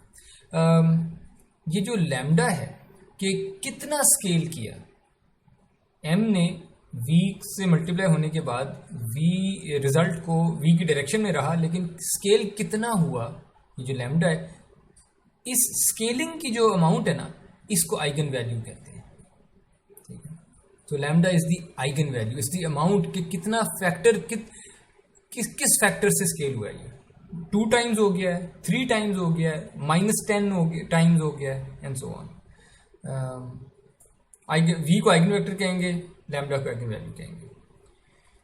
ओके, तो इसका काफ़ी मेजर रोल होगा कोर्स में। तो कभी भी आपको रिफ्रेश करना हो तो इस स्लाइड को देख लीजिएगा। ऑप्टिमाइजेशन का बड़ा रोल होगा कोर्स में। इसको क्विकली देख लेते हैं। हमारे पास एक फंक्शन है f of x = x² + 1, quadratic function है। आप देख सकते हैं ब्लू में बोल शेप ऊपर को खुल रहा है, क्वाड्रेटिक फंक्शन ऐसा ही होता है। इस फंक्शन में आप नोट करें कि जो इस फंक्शन का मिनिमम पॉइंट है, ये वाला पॉइंट इसका मिनिमम पॉइंट है, और मैं जानना चाहता हूं कि इनपुट की कौन सी वैल्यू है, यानी x की कौन सी वैल्यू है जिस पे आउटपुट यानी f of x सबसे कम है। ठीक है, प्रॉब्लम ये है, मैं जानना ये चाहता हूं कि x की वो कौन सी वैल्यू होगी जिस पे फंक्शन की वैल्यू सबसे कम है। यहां अगर हम वैसे ही फंक्शन को देखें तो हमें पता लगता है कि x को जब मैं 0 डालूंगा तो फंक्शन की वैल्यू सबसे कम आएगी, और वो वैल्यू 1 होगी बाय द वे, यानी f of 0 = 0² + 1 आंसर आ जाएगा। इससे छोटा फंक्शन कभी नहीं होगा ये। ठीक है, नोट में ये करवाना चाह रहा हूं आपको कि इस फंक्शन का अगर आप डेरिवेटिव कंप्यूट करें ना किसी भी जगह पे, और डेरिवेटिव का पुराना तरीका था आपके पास, आप टेंजेंट लाइन ड्रॉ करते थे, उस लाइन का स्लोप कंप्यूट करते थे। जो कैलकुलस में जो डेरिवेटिव होता है वो वही चीज़ है। कैलकुलस में जिसको आप डेरिवेटिव कहते हैं वो इसी तरह किसी भी फंक्शन के किसी भी पॉइंट पे आप जो टेंजेंट लाइन ड्रॉ करके उसका स्लोप निकालते थे वो एक अप्रोक्सीमेशन थी डेरिवेटिव की। असल आंसर डिफरेंशिएशन के रूल से आता है। 2x, इसका डेरिवेटिव 2x होता है ना, x² + 1 का डेरिवेटिव 2x। तो जब x 1 है तो 2x की वैल्यू 2 आ जाएगी। अगर आप ये स्लोप निकालते भी इस लाइन का पुराने तरीके से तो वो 2 आ जाना था, या 2 के करीब। और अगर -1 पे निकालते तो -2 यहाँ पे आ जाना था, एंड सो ऑन। असल पॉइंट यहाँ पे ये है, अगर आपने मिनिमम पे पहुंचना है तो मिनिमम पे एक कंडीशन होती है, अगर वो पॉइंट मिनिमाइजर है फंक्शन का तो वहां पे डेरिवेटिव 0 होगा, वहां पे जो स्लोप होती है ना वो 0 हो गई होती है। ये फैक्ट हम बार बार यूज करेंगे पूरे कोर्स में, और इस कोर्स में ज्यादातर आई थिंक ऑलमोस्ट ऑलवेज हम क्वाड्रेटिक फंक्शन से ही डील कर रहे होंगे। यानी इस कोर्स में ये बड़े सादा अच्छे वाले फंक्शंस के साथ डील करेंगे हम। रेयरली होगा कि हम इससे ज़्यादा मुश्किल फंक्शन पे जाएंगे। तो क्वाड्रेटिक फंक्शन का अगर आपने मिनिमाइजर निकालना है तो बड़ा आसान सा तरीका है, आप इसका डेरिवेटिव = 0 सेट करते हैं। यानी आपके पास एक एक्सप्रेशन आ जाएगी, कोई भी फंक्शन लें उसका डेरिवेटिव इक्वल टू 0 सेट कर दें, ये एक इक्वेशन आ गई है। इस इक्वेशन को सेटिस्फाई करने वाला जो भी x निकलता होगा वो आपका ऑप्टिमाइजर है, x स्टार। मैं उसको x स्टार कह रहा हूँ कि जिस पे मिनिमम वैल्यू आ जाती है। यानी आप फंक्शन का डेरिवेटिव लिखें, उसको इक्वल टू 0 सेट करें, इक्वेशन आ जाएगी, इस इक्वेशन को सेटिस्फाई करने वाला x निकाल लें, वो आपका मिनिमाइजर आ गया। ठीक है, ये सिंपल सी चीज़ हम बार बार यूज़ करेंगे। क्वाड्रेटिक फंक्शन तो बड़े वेल बिहेव थे। कभी कभी फंक्शंस ऐसे होते हैं जो जिनमें मिनिमम पॉइंट मल्टीपल मिनिमम होते हैं, यानी लोकल मिनिमम है ये वाला पॉइंट, ये ग्लोबल मिनिमम है, ये और फिर कुछ मैक्सिमम भी हो सकते हैं। तो डेरिवेटिव इक्वल टू 0 मिनिमम पे भी, ग्लोबल मिनिमम पे भी होगा, लोकल मिनिमम पे भी होगा, और मैक्सिमम भी अगर कोई है लोकल मैक्सिमम पॉइंट उस पर भी डेरिवेटिव 0 हो जाएगा। तो डेरिवेटिव 0 होने का मतलब है कि ग्रेडियंट यहाँ पे स्टेशनरी हो गया, फंक्शन यहाँ पे रुक सा गया, इसको स्टेशनरी पॉइंट भी कहते हैं। ये तीनों स्टेशनरी पॉइंट है, पर फर्क किस्म के स्टेशनरी पॉइंट्स हैं। ठीक है, ये हम बाद में देखेंगे कि इनमें डिफ्रेंशिएट कैसे कर सकते हैं। ठीक है, फिर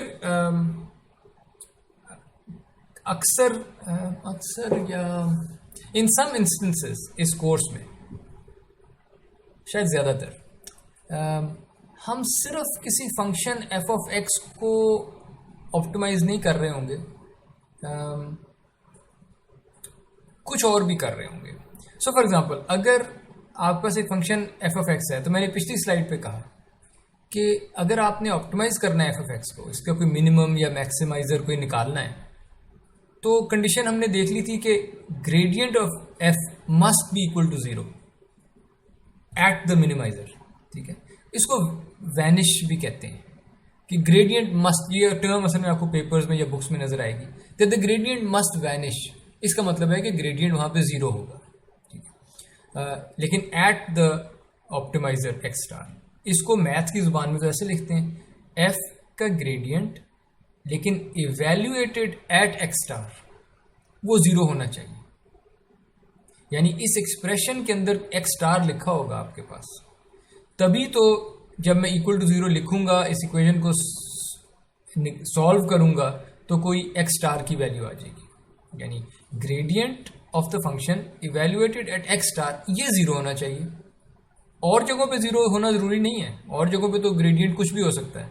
अगर आप मैक्सिमाइजर या मिनिमाइजर हैं, ऑप्टिमाइजर हैं अगर आप, फिर आपके ऊपर डेरिवेटिव 0 होगा। यहाँ पे नोट करें कि मैंने 0 बोल्ड में लिखा हुआ है, क्योंकि x स्टार अगर वेक्टर था, अगर ये जो डेरिवेटिव लिया है, अगर ये वेक्टर के हिसाब से डेरिवेटिव लिया है, तो फिर आंसर भी वेक्टर आएगा। तो ऑलवेज बी केयरफुल कि आंसर आपका स्केलर आना है, वेक्टर आना है, मैट्रिक्स आना है। Always be careful with sizes. अच्छा, ये तो थी नॉर्मल बात कि एक फंक्शन है, मैंने ऑप्टिमाइज करना है। ठीक है, अगर ऑप्टिमाइजर पे ग्रेडियंट 0 होना चाहिए, फाइन। लेकिन अक्सर ऐसे होगा नहीं। अक्सर ये होगा कि मेरे पास एक फंक्शन होगा f ऑफ x, मैंने उसी को ऑप्टिमाइज करना होगा, लेकिन एक कंस्ट्रेंट होगी। कंस्ट्रेंट इस शक्ल में हम हमेशा ले आएंगे। कंस्ट्रेंट ये है कि कोई और फंक्शन g ऑफ x वो 0 होना चाहिए। यानी आपने मुझे x स्टार देना है, लेकिन उस x स्टार पे ये कंडीशन सेटिस्फाई होती हो कि g ऑफ x स्टार वो 0 आता हो। तो ये एक और किस्म की ऑप्टिमाइजेशन हो गई है। ये दुनिया बदल गई अब। पहले आप अनकंस्ट्रेन्ड ऑप्टिमाइजेशन कर रहे थे यहाँ पे, अब आप कंस्ट्रेन्ड ऑप्टिमाइजेशन की तरफ आ रहे हैं। हम इसकी डिटेल में नहीं जाते, पर हम ये देख लेते हैं कि जब भी आपके पास कंस्ट्रेन्ड ऑप्टिमाइजेशन आएगी, तो आप सिर्फ फंक्शन के ग्रेडियंट को 0 सेट नहीं करेंगे, आप एक नया किस्म का फंक्शन पहले डिफाइन करेंगे, उसको लग्रांज फंक्शन कहते हैं।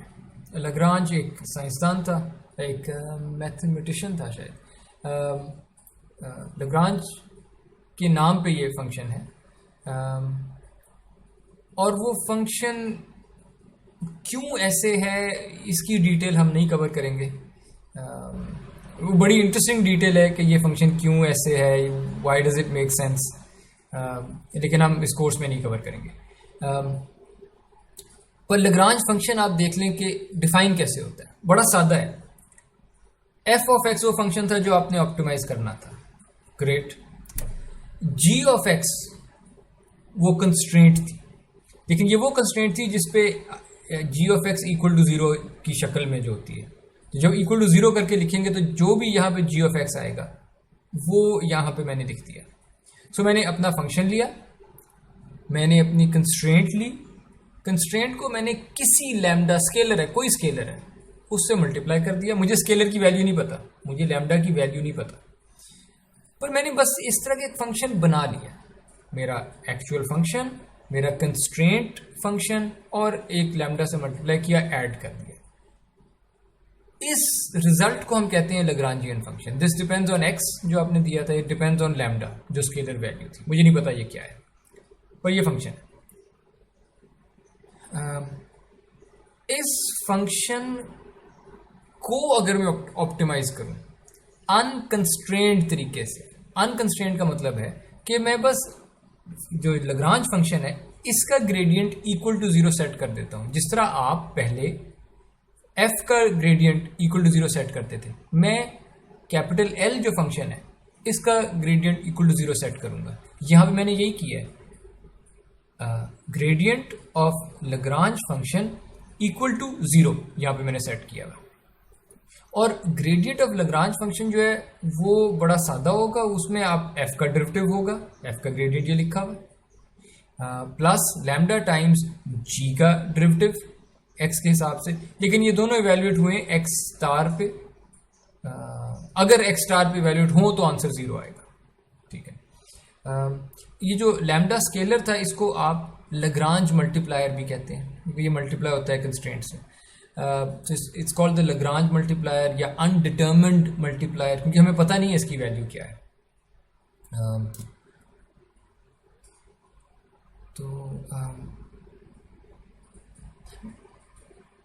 बाय द वे, जब मैं यहाँ पे कहता हूँ ग्रेडियंट, तो इसके अंदर maybe I should have specified, यहाँ पे मैं असल में ये कह रहा हूँ कि gradient with respect to X भी है और gradient with respect to lambda भी है।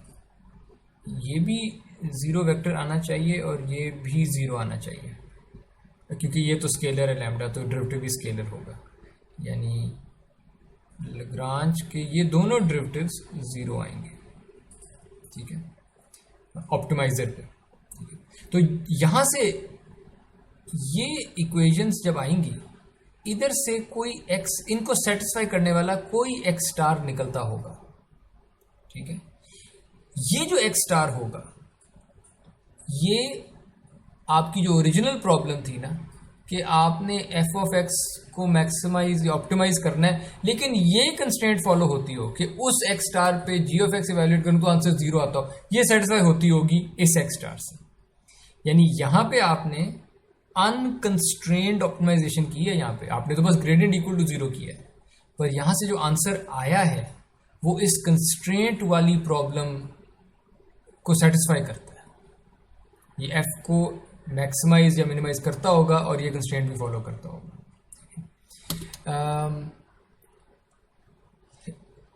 कंस्ट्रेंट ऑप्टिमाइजेशन मैं इसलिए करवा रहा हूँ कि इस कोर्स में हम अक्सर ये वाली एक्सप्रेशन देखेंगे, x ट्रांसपोज m कोई मैट्रिक्स है स्क्वायर इंटू x, और अक्सर हम इस एक्सप्रेशन को मैक्सिमाइज कर रहे होंगे कि हम एक ऐसा x ढूंढना चाहेंगे कि जब मैं x transpose m into x करूं तो सबसे बड़ी वैल्यू आए। हम अक्सर मैक्सिमाइज करना चाहेंगे इस स्केल, ये हमने देख लिया था कि ये स्केलर होगा, तो हम इस स्केलर की सबसे बड़ी पॉसिबल जो वैल्यू है वो ढूंढना चाहेंगे। सॉरी, वैल्यू नहीं ढूंढना चाह रहे, हम वो x ढूंढना चाह रहे हैं जिससे x ट्रांसपोज m सबसे बड़ा आता है। ये आंसर तो ये तो बड़ा आसान है। आप x के अंदर अगर इन्फिनिटी डाल दें, एक्स जो आपका वेक्टर है, अगर वो इन्फिनिटी से भरा, उसका पहला कंपोनेंट भी इन्फिनिटी, दूसरा भी इन्फिनिटी, सारे कंपोनेंट्स अगर इन्फिनिटी है, तो m इंटू एक्स जो है ये भी इन्फिनिटी आंसर आ जाएगा एक वेक्टर। और एक्स ट्रांसपोज ये तो पहली इन्फिनिटी था, तो ये इन्फिनिटी इंटू इन्फिनिटी, ये तो सबसे, इसको अगर मैक्सिमाइज करना है इस टर्म को, तो आप एक्स के अंदर इन्फिनिटी डाल दें या इन्फिनिटी से थोड़ा नीचे आए। यानी पॉइंट इज कि आप मुझे कोई भी वेक्टर दे दें कि जी ये है जो मैक्सिमाइज करता है, मैं उसके अंदर एक्स के अंदर जो वैल्यूज पड़ी हैं ना उनको जरा सा बढ़ा देता हूं और इन्फिनिटी की तरफ लेके जाना चाह रहा हूं, तो फिर तो यानी ये ट्रिवियल सोल्यूशन हो गई। आपने कहा था मैक्सिमाइज करें, मैं आपको जाके ना इन्फिनिटी से भरा हुआ वेक्टर दे देता हूं और मैं कहता हूं मैक्सिमाइज हो गया, मेरे से बहस नहीं करनी अब, क्योंकि आपने कहा था मैक्सिमाइज करना है, मैंने कर दिया, इन्फिनिटी डाल दो, इससे बड़े तो आंसर आ ही नहीं सकता। तो ये इसे कहते हैं ट्रिवियल सॉल्यूशन। मतलब अब आप मेरे से क्या बहस क्या करेंगे? आपने कहा था मैक्सिमाइज, मैं अड़ गया हूं, क्या मैक्सिमाइज तो हो गया, लेकिन इससे हेल्प क्या हुई? मुझे एक्स के बारे में क्या पता लगा? इन्फिनिटी से भरा हुआ वेक्टर, उसकी डायरेक्शन क्या होगी? ना आपने मुझे एक्स की कोई डायरेक्शन बताई है, बस आर्ग्यूमेंट मैं जीत गया हूं, मैं आर्ग्यूमेंट जीत गया हूं कि मैंने सबसे बड़ी वैल्यू दे दी है, पर फायदा किसी का नहीं हुआ। तो इसे कहते हैं ट्रिवियल सॉल्यूशन। हम ये ट्रिवियल सॉल्यूशन नहीं चाह रहे, हम एक जेन्युइन एक्स वेक्टर चाह रहे हैं, उसमें कोई डायरेक्शन हो, उसका कोई साइज हो जो एक्स ट्रांसपोज एम एक्स को मैक्सिमाइज करता हो। अगर हमने ये ट्रिवियल सॉल्यूशन से बचना है, this is not good, I don't want these solutions, to prevent trivial solutions हम एक कंस्ट्रेंट लेके आते हैं।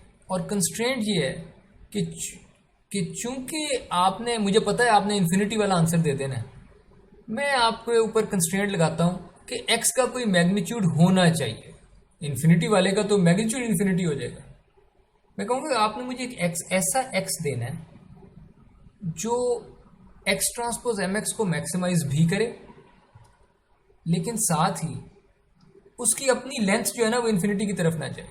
फॉर एग्जाम्पल, मैं अगर ये कंस्ट्रेंट लगा दूं कि एक्स ट्रांसपोज एक्स 1 होना चाहिए, एक्स ट्रांसपोज एक्स होता क्या है by the way? Isn't this the norm of x, length of x, है ना?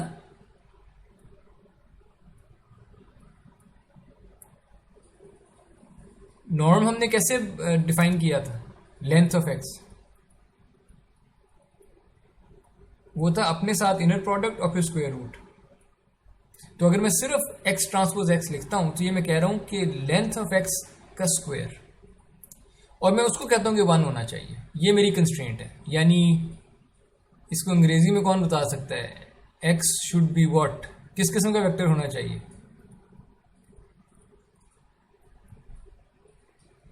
fill in the blanks, fill in this blank. X should be what?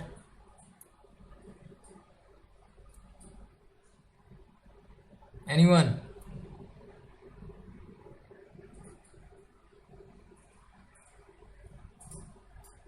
Unit vector. आप लोग मेरे साथ हैं कि गुम गए हैं? ओके, सो मैंने कंस्ट्रेंट बस ये लगाई है कि आपने अगर मुझे आंसर देना है तो मुझे यूनिट वेक्टर वो वाला बता दें कि जो एक्स ट्रांसपोज एम एक्स को मैक्सिमाइज करता हो। जैसे ही मैंने ये कंस्ट्रेंट लगाई ना यूनिट वेक्टर, अब मेरा जो ट्रिवियल सॉल्यूशन वाला आंसर था ना कि इन्फिनिटी कर दे हर चीज को, वो गया, वो आंसर अब नहीं आ सकते। इसलिए मैं कह रहा हूं कि ये जो कंस्ट्रेंट ऑप्टिमाइजेशन है ये बड़ी जरूरी है। हम बार बार ये यूज करेंगे कंस्ट्रेंट ऑप्टिमाइजेशन। और बाय द वे ये कंस्ट्रेंट इक्वल टू 1 लगाना जरूरी नहीं था, मैं इक्वल टू के भी कह सकता था। यहाँ पे 1 की बजाय मैं यहाँ पे कुछ भी के लिख सकता था, कोई भी वैल्यू। असल मकसद ये था कि मैं एक्स की लेंथ को इन्फिनिटी पे ना जाने दूं, ताकि आप ये इन्फिनिटी वाला आंसर ना ला सकें। इसको रोकना था सिर्फ, ठीक है। तो anyways this gives us a constrained optimization problem. और उसमें अब देखें आपकी प्रॉब्लम के 2 हिस्से हो गए हैं। पहला हिस्सा ये था कि आपने वो ओरिजिनल प्रॉब्लम कि आपने एक्स ट्रांसपोज एम एक्स को मैक्सिमाइज करना है। दूसरा हिस्सा ये था कि आपने कंस्ट्रेंट है आपके पास सब्जेक्ट टू द कंस्ट्रेंट कि x का जो साइज है वो 1 हो,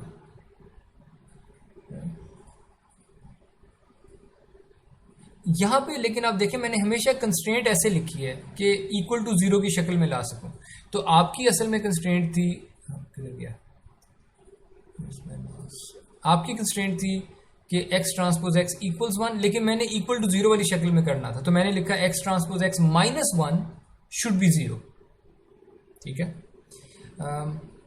well you have f of x, you have g of x, Lagrangian function बना लें, l of x comma lambda equals f of x। मेरे साथ हैं आप लोग कि मैंने यहाँ पे लैम्डा टाइम्स मैंने lambda times g of x लिखा है, ये g ऑफ x लिखा हुआ है। आप चाहे x transpose x minus 1 equal to 0 लिख दें, चाहे 1 minus x transpose x equal 0 लिख दें, एक ही बात है।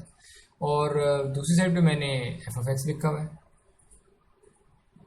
ओके, अब जो डेरिवेटिव्स मुझे चाहिए होंगे वो एक ये वाला चाहिए, लेग्रांजियन फंक्शन ऊपर लिखा हुआ है, उसका डेरिवेटिव x के हिसाब से। जब मैं इवैल्यूएट करूंगा एट x स्टार तो आंसर 0 वेक्टर आना चाहिए, और उसी लेग्रांजियन का डेरिवेटिव जब मैं लैम्डा के हिसाब से कंप्यूट करूंगा और evaluated at well not just, I should say both things, evaluated at x star and lambda star as well and x star as well. Anyways, optimisers पे जब ये इवैल्यूएट होंगे तो 0 आने चाहिए, इससे मुझे एक x स्टार मिल जाएगा। बाकी रह गई बात कि ये डेरिवेटिव्स आएंगे कैसे। वेल आपको जो मैं कह रहा था कि टेक होम क्विज है आपका, जो क्विज मैं दूंगा आपको, उसमें क्या ये जो सेकंड टर्म थी वो x ट्रांसपोज mx का डेरिवेटिव था, या थर्ड टर्म में भी इसी तरह x ट्रांसपोज, ये डेरिवेटिव्स उस क्विज में आप लेट्स से अगर प्रूव नहीं भी होते, स्लाइड में दिए हुए इनके आंसर्स। ठीक है, तो ये डेरिवेटिव्स हम बोरो कर सकते हैं। ओके, सो अब ऐसा करते हैं, लेट मी सी, कोई आई थिंक कोई मैसेज आया हुआ था आपका।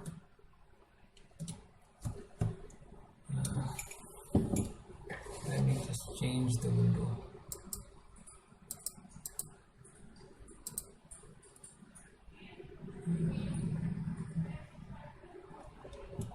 चलिए something else.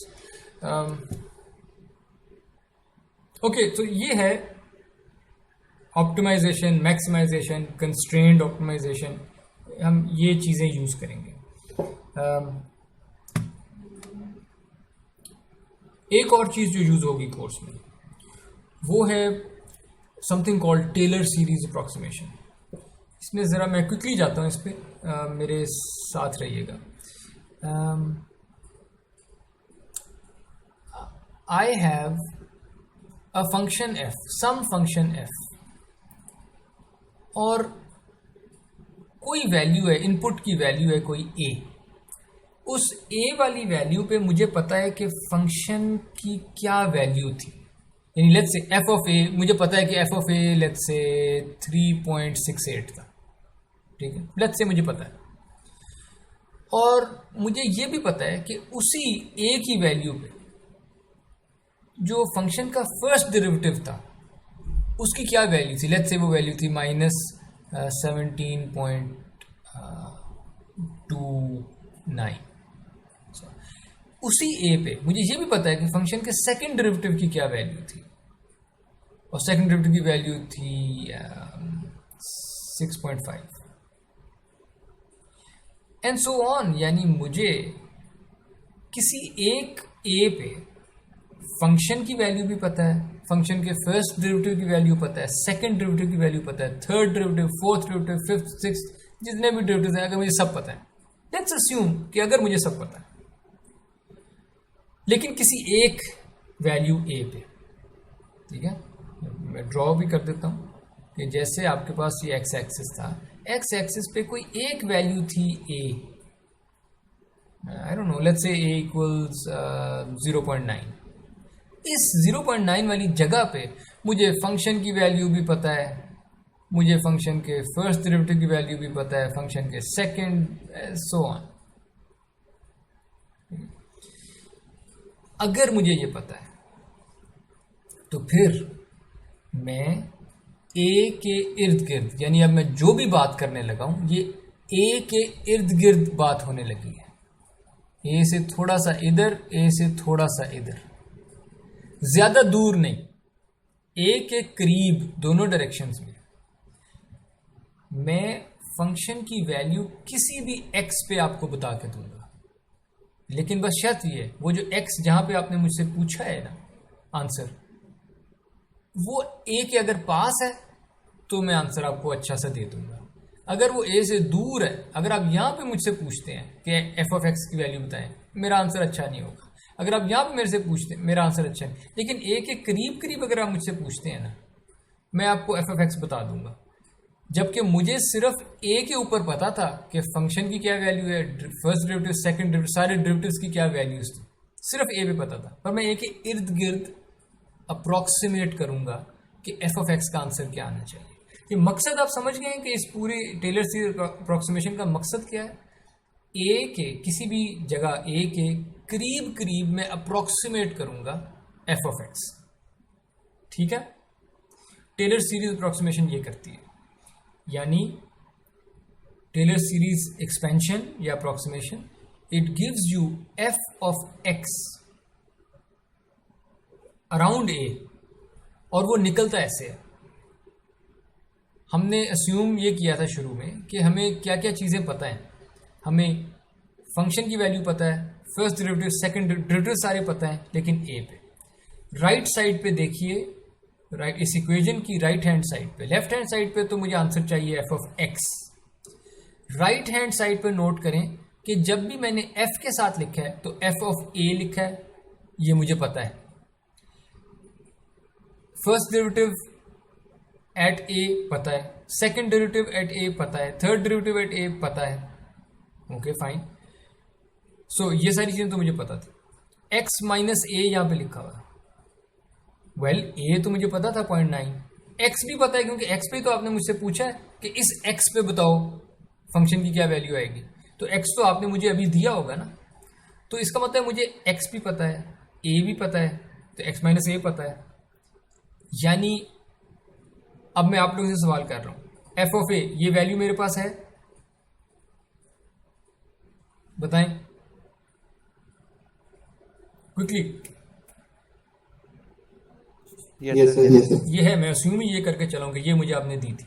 Okay, I have this, कि ये जो पूरी ये वाली एक्सप्रेशन है, डू आई हैव इट, ये पूरी ये वाली एक्सप्रेशन बिल्कुल सर। ये है मेरे पास, एक्स भी है, ए भी है, फर्स्ट डेरिवेटिव भी है, सेकंड एक्सप्रेशन, थर्ड बल्कि ये वाली एक्सप्रेशन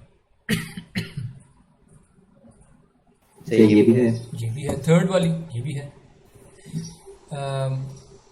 और उसके बाद जो एक्सप्रेशंस आनी है उनको मैंने लिख दिया है कि वो ऐसी एक्सप्रेशंस हैं जिनका ऑर्डर जो है, जिनका मैग्नीट्यूड आप कह लें, वो x minus a to the power 4 इस ऑर्डर की होनी है। जितना भी आगे सम आना था ना, भले इन्फिनिटी तक जो भी आगे टर्म्स आनी थी, ये मैं बाद में एक्सप्लेन करूंगा कि उनका जो ऑर्डर आना है ना, उनका मैग्नीट्यूड, उस पूरे सम के मैग्नीट्यूड की बात कर रहा हूं। सिर्फ मैं 5वीं टर्म की बात नहीं कर रहा, मैं पूरा सम जो आगे आना है उस पूरे सम के मैग्नीट्यूड की बात कर रहा हूँ। वो इस मैग्नीट्यूड का होगा, x minus a to the power 4। इस पे बाद में बात करते हैं क्यों।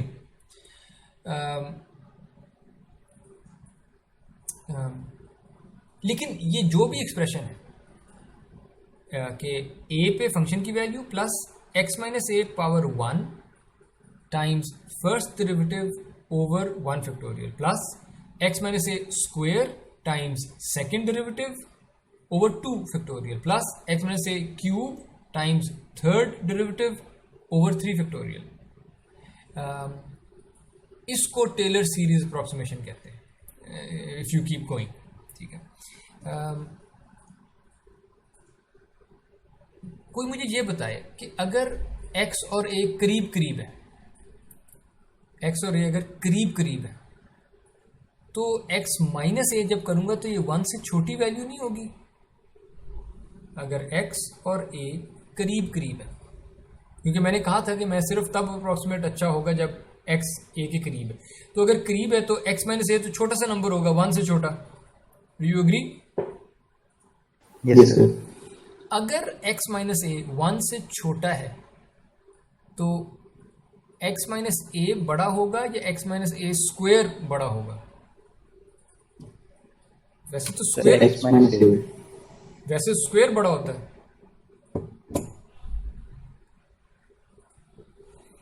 वैसे तो स्क्वायर बड़ा होता है, लेकिन अगर इनपुट आर्गुमेंट लेस देन 1 है तो स्क्वायर और भी छोटा हो गया, पावर और भी छोटी हो जाएगी, और x माइनस a क्यूब और भी छोटा हो जाएगा, x minus a to the power 4 और छोटा हो जाएगा, x minus a to the power 5 और छोटा हो जाएगा, एंड सो ऑन। सो ये जो न्यूमरेटर्स हैं यहाँ पे x minus a power 1, power 2, power 3 and so on, ये न्यूमरेटर्स छोटे होते जा रहे हैं अगर x और a बहुत करीब थे। और जो डिनोमिनेटर्स हैं वहाँ पे क्या पड़ा है? 1 फैक्टोरियल, 2 फैक्टोरियल, कौन सा बड़ा है इनमें से? 1 फैक्टोरियल बड़ी वैल्यू है या 2 फैक्टोरियल बड़ी वैल्यू है? 2 फैक्टोरियल, और 3 फैक्टोरियल इनसे भी बड़ी है। बिल्कुल सर। इसका मतलब डिनोमिनेटर बड़े होते जा रहे हैं। जी। इसका मतलब ये है न्यूमरेटर आपके छोटे होते जा रहे हैं, डिनोमिनेटर्स आपके बड़े होते जा रहे हैं। तो ओवरऑल जो नंबर्स हैं ये, इन नंबर्स के बारे में आप क्या कह सकते हैं कि जितना मैग्नीट्यूड इस नंबर का था उससे छोटा मैग्नीट्यूड, चांसेस आर कि उससे छोटा मैग्नीट्यूड इस नंबर का होगा, उससे छोटा मैग्नीट्यूड इस नंबर का होगा, और ये जो बाकी मैग्नीट्यूड हैं ये छोटे से छोटे से छोटे से छोटे होते जा रहे हैं। अग्रीड? Yes sir. इसलिए हमने कहा था कि ये इतने छोटे हो जाते हैं नंबर्स कि इनको अगर मैं ऐड कर भी लेता, सारों को इन्फिनिटी तक अगर ऐड कर भी लेता, वो जो सम आना था वो सम इस x minus a to the power 4 जो भी इसका मैग्नीट्यूड आया था ना, वो इसी मैग्नीट्यूड का कोई सम होना था, इससे बड़ा नहीं हो जाना था सम। तो इसलिए हमने, अगर हम चाहें तो यहाँ पे हम ट्रंकेट कर सकते हैं कि हम सिर्फ यहाँ तक ही रहते हैं। तो इसे हम कहते हैं कि ये truncated Taylor series approximation, truncated.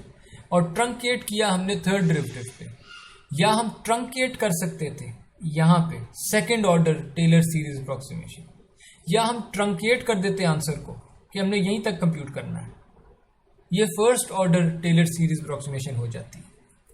ठीक है, तो यहाँ तक करते तो first order Taylor series approximation, अगर यहाँ तक आंसर लेके आते तो सेकंड ऑर्डर टेलर सीरीज, क्योंकि इसमें डेरिवेटिव सेकंड डेरिवेटिव तक है तो सेकंड ऑर्डर कह रहे हैं। थर्ड डेरिवेटिव तक लेके आते तो third order Taylor series approximation कहते थे। और हर बारी हम इसको जस्टिफाई कैसे करते हैं? जब ट्रंकेट करते हैं हम जस्टिफाई इस बेस पे कर रहे थे कि जो आगे वाली एक्सप्रेशंस हैं उनका जो साइज है वो x minus a to the power, जहाँ भी आपने ट्रंकेट किया उससे बड़ा नहीं हो सकता। तो जितना भी अब लूज आउट कर रहे हैं उसका साइज क्या था जितना हमने लूज किया। ठीक है, तो specially when x is close to a, this x minus a to the power 4, x minus a to the power 3, ये बड़ी क्विकली बहुत छोटे नंबर्स बन चुके होते हैं, और जो डिनोमिनेटर्स हैं फैक्टोरियल में वो बहुत बड़े नंबर बन चुके होते हैं। तो ओवरऑल ये एक्सप्रेशन बहुत छोटी हो चुकी होती हैं साइज में। ठीक है, कुछ एग्जांपल देख लेते हैं। आपके पास, अच्छा अब मैं सिर्फ अपनी ज़िंदगी आसान करने के लिए मैंने a को वहाँ ऊपर तो 0.9 कहा था, पर यहाँ पे मैं कह रहा हूँ a 0 है, अपनी ज़िंदगी आसान करने के लिए। और ये मैं आपको एग्जांपल्स दे रहा हूँ, ये आप लोग आपने खुद ट्राई करने हैं। a को आपने 0 सेट करना है। f ऑफ x जो फंक्शन था f, वो मैंने यहाँ पे कहा है कि f जो है वो साइन फंक्शन है, यहाँ पे मैंने कहा है कि f जो है वो एक्सपोनेंशियल फंक्शन है। ठीक है, और यहाँ जो ऊपर लिखा हुआ है टेलर सीरीज अप्रॉक्सीमेशन, ये f ऑफ x का आंसर देती है, तो मैं आपसे साइन ऑफ x का आंसर चाह रहा हूँ। यहाँ पे मैं आपसे एक्सपोनेंशियल ऑफ x का आंसर चाह रहा हूँ। और टेलर सीरीज अप्रोक्सीमेशन कहती है कि आप मुझे कम से कम किसी एक ए पे बताएं तो सही चीज़ें।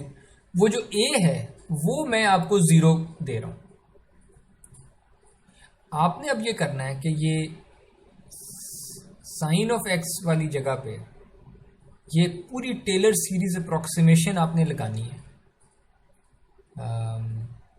पावर 7 तक, 7th ऑर्डर तक, ठीक है। एक्सपोनेंशियल के केस में 4th ऑर्डर तक, या आपने जहाँ तक भी लेके जाना चाहते हैं ले जाएं, you will see a pattern, ठीक है। लेकिन मैं आपसे रिक्वेस्ट ये कर रहा हूँ कि you do this on your own, ठीक है। ये टेलर सीरीज अप्रोक्सीमेशन लगाएं। ये मैंने फंक्शन इसलिए दिए क्योंकि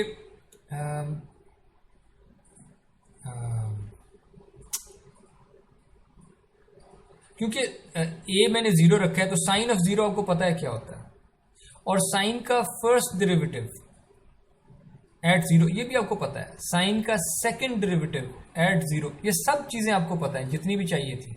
इसी तरह एक्सपोनेंशियल फंक्शन की वैल्यू एट 0 ये आपको पता होगी, और ना भी पता हो तो खैर है। एक्चुअली एक्सपोनेंशियल फंक्शन एट 0 ये तो 1 होगा because it's e to the power 0, तो ये तो 1 होगा। और एक्सपोनेंशियल फंक्शन का डेरिवेटिव क्या होता है, कोई बता सकता है क्विकली? एक्सपोनेंशियल फंक्शन का डेरिवेटिव क्या होता है? एक्सपोनेंशियल फंक्शन ही होता है। तो लेकिन मैं नहीं लिखता, मैं कहता हूँ एक्स का डेरिवेटिव एट 0 ये आपको पता है, एक्सपोनेंशियल फंक्शन का सेकंड डेरिवेटिव एट 0 ये सब आपको पता है, एंड कीप गोइंग। जितना भी पॉइंट इज ये ट्रिग्नोमेट्रिक फंक्शंस, एक्सपोनेंशियल फंक्शन आपको पता है इनके डेरिवेटिव्स, और आप इवैल्यूएट कर लेंगे 0 के ऊपर। ये तो सारे के सारे ही एक्सपोनेंशियल फंक्शन ही आ जाना है, और एट 0 ये 1 ही आ जाए, सारों के आंसर ये तो 1 होंगे मेरे हिसाब से। पर एनीवेज ये आपको पता है। और आप ये जो ऊपर एक्सप्रेशन लिखी हुई है ना, टेलर सीरीज अप्रोक्सीमेशन, ये अप्लाई करें बिल्कुल रूल्स फॉलो कर करके। एफ ऑफ ए चाहिए, अच्छा मेरा एफ क्या है साइन, ए क्या है 0, अच्छा मैं आंसर ले आता हूँ। फिर एक्स माइनस ए क्या है 0, तो ये एक्स टू द पावर 1 आ गया। एफ क्या है साइन, साइन का डेरिवेटिव क्या है कॉस, कॉस कहाँ पे वैल्यू करना है 0 पे, ओके कॉस ऑफ 0 क्या है वो लिख दिया, एंड सो ऑन। तो ये आप पूरे ये एक्सरसाइज एक करें, आपकी कंफर्ट लेवल आपका एक बन जाएगा टेलर सीरीज अप्रोक्सीमेशन के साथ। इस कोर्स में हम ज़्यादातर सिर्फ first order Taylor series approximation करेंगे, यानी हम ये ज़्यादा कॉम्प्लिकेटेड वालों में जाएंगे ही नहीं। हम अक्सर किसी भी फंक्शन को अप्रोक्सीमेट करेंगे using a first order Taylor series approximation, यानी यूजिंग ओनली फर्स्ट डेरिवेटिव्स, ठीक। जो कि ऐसे लिखा जाएगा, F of X is approximately equal to F of a plus X minus a to the power 1 into F का first derivative over 1 factorial, जो कि 1 आता है। ग्रेट। टेलर सीरीज अप्रोक्सीमेशन की कुछ एग्जांपल मैं आपको देता हूँ कि ये मेरे पास ओरिजिनली ब्लू में साइन फंक्शन है, असल में जो मेरा फंक्शन है वो साइन फंक्शन है, ठीक है। और जो ए की वैल्यू है कैपिटल ए, वो मैं 0 रखी हुई है, यानी मैं 0 के इर्द गिर्द इस फंक्शन को अप्रोक्सीमेट कर रहा हूँ। कौन से फंक्शन को? साइन फंक्शन को, जो कि ये ब्लू में आपको नजर आ रहा है। जो रेड में कर्व है ये टेलर सीरीज अप्रोक्सीमेशन है थर्ड ऑर्डर की, साइन फंक्शन की टेलर सीरीज अप्रोक्सीमेशन है थर्ड ऑर्डर की। पिछली स्लाइड पे जाता हूँ, पिछली स्लाइड पे अगर मैं थर्ड ऑर्डर तक गया होता तो वो जो कर्व आपको नजर आ रहा है वो यहां तक ट्रंकेटेड होता, जो रेड वाला है। रेड वाले के लिए मैं ऐसा करता हूँ, लाइन भी रेड ही ड्रॉ करता हूँ,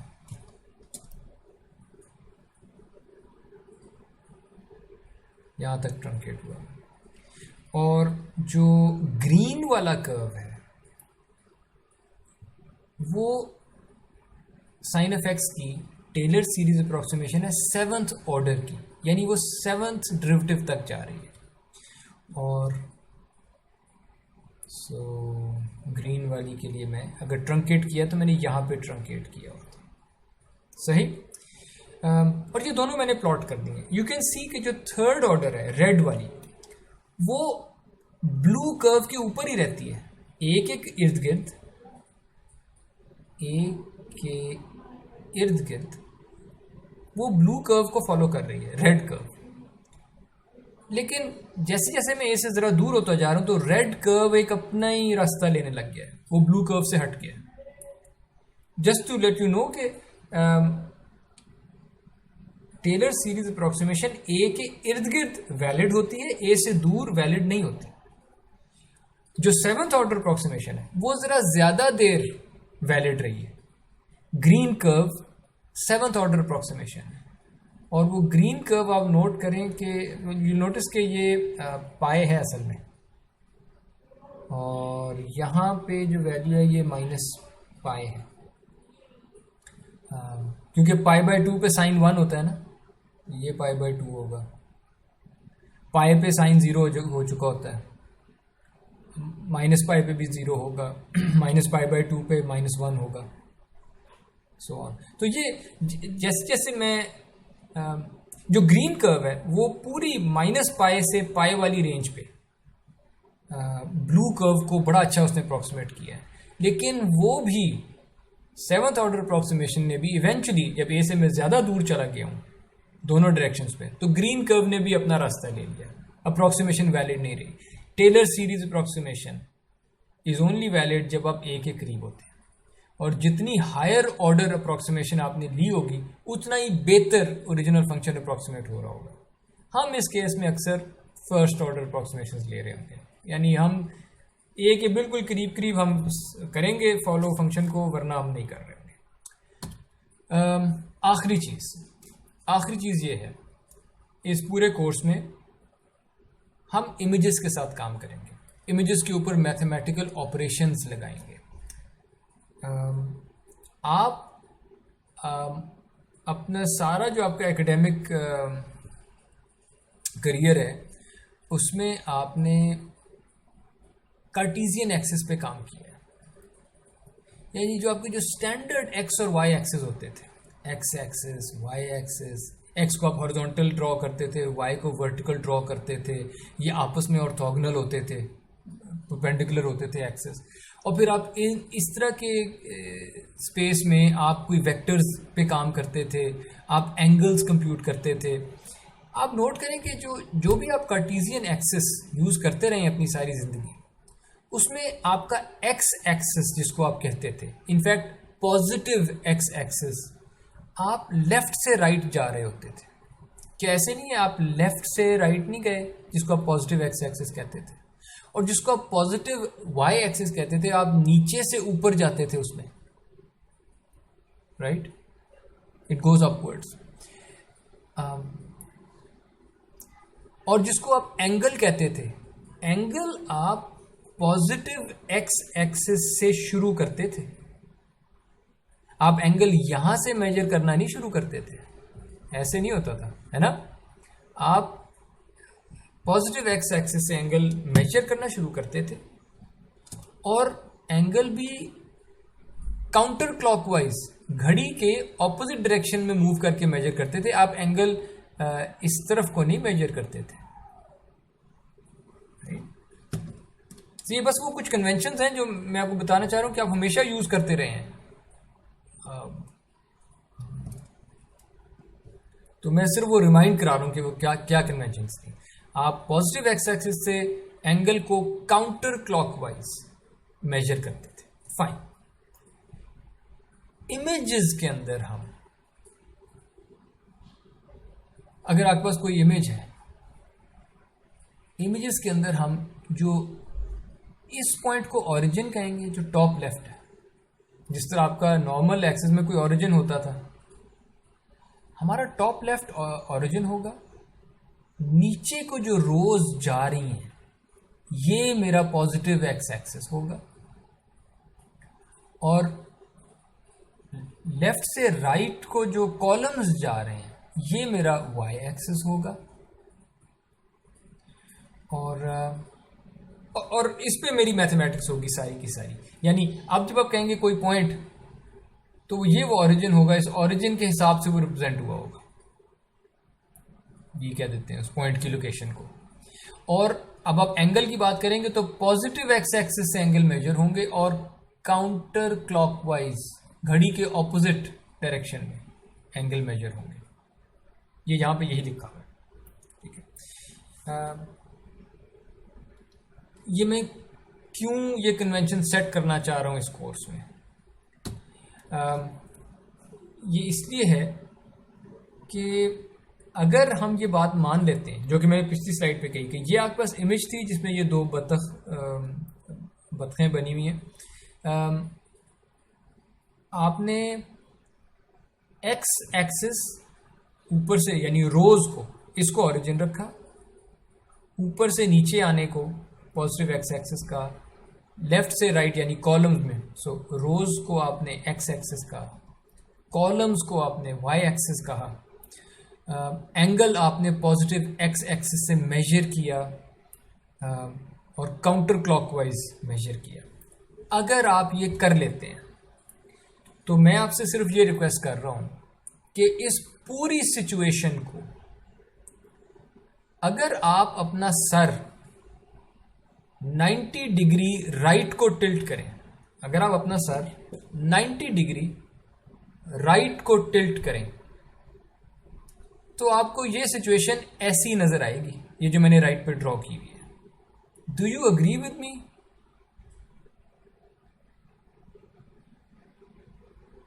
बिल्कुल सर। ओके, और ये जो सिचुएशन है इस वक्त राइट पे, क्या ये कार्टेशियन एक्सिस नहीं नजर आ रहा है आपको, जहां पे एक्स एक्सिस ये राइट को जा रहा है नीचे पॉजिटिव साइड पे, वाई एक्सिस ऊपर को जा रहा है, थीटा आपने वही एक्स एक्सिस से काउंटर क्लॉकवाइज, क्या ये कार्टेशियन के साथ मैच नहीं कर गया सब कुछ?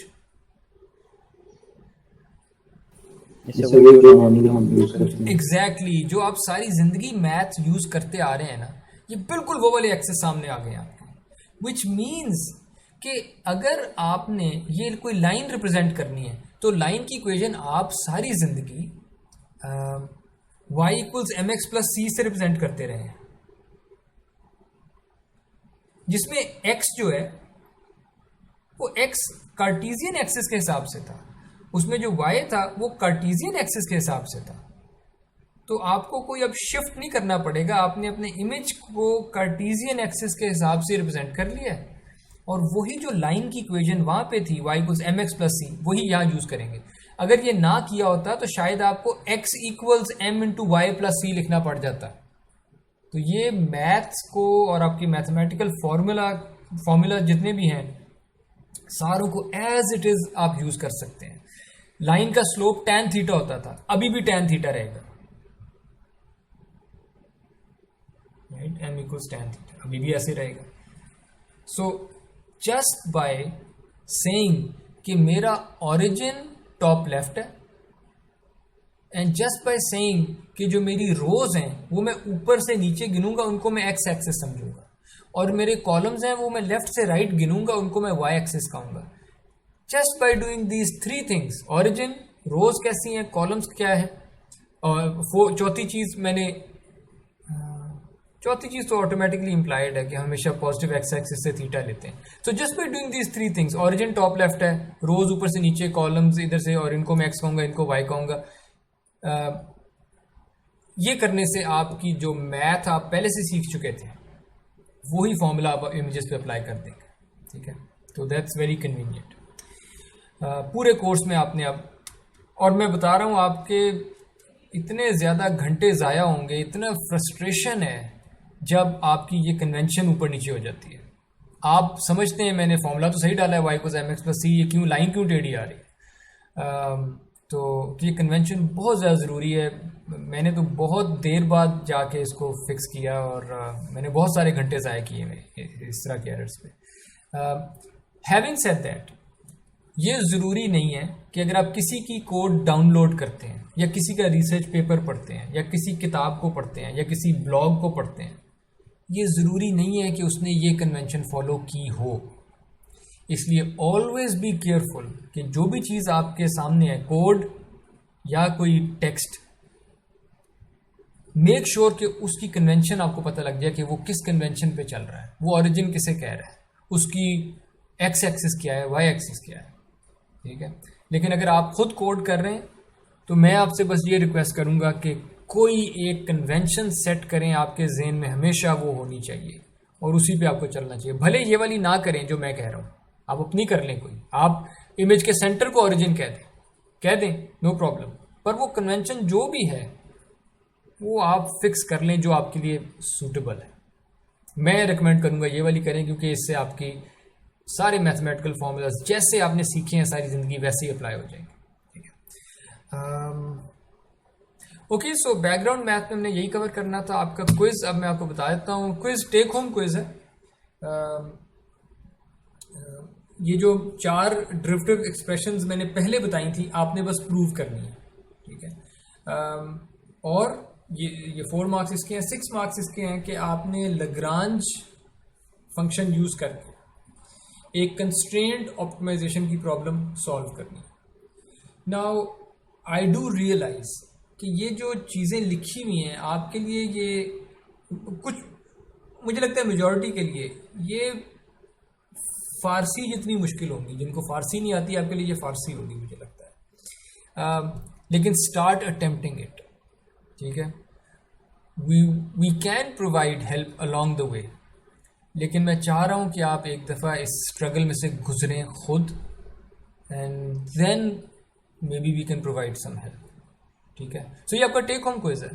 टेक होम क्विज मीन्स कि you can use any help whatsoever, बस। और यू कैन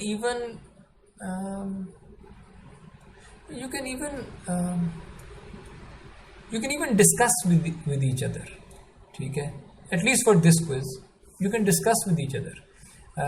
लेकिन सोल्यूशन आपने खुद बनानी है, सोल्यूशन आपने खुद लिखनी है, सोल्यूशन आपने खुद समझनी है, सोल्यूशन आपके जहन से निकली हो, किसी और से डिस्कस करने के बाद सोल्यूशन आपके जहन से निकली हो, ठीक है। तो ज़्यादा मत डरिएगा इससे। टर्म्स भी नई हैं, कई चीज़ें नई हैं। Just start doing it. जब फंसते हैं तो we can try and help you out, but do attempt. डर के आप अटेम्प्ट ही ना करें, वो डिजास्टर होगा। एटलीस्ट अटेम्प्ट इट, ठीक है। तो ठीक है, that's the lecture for today.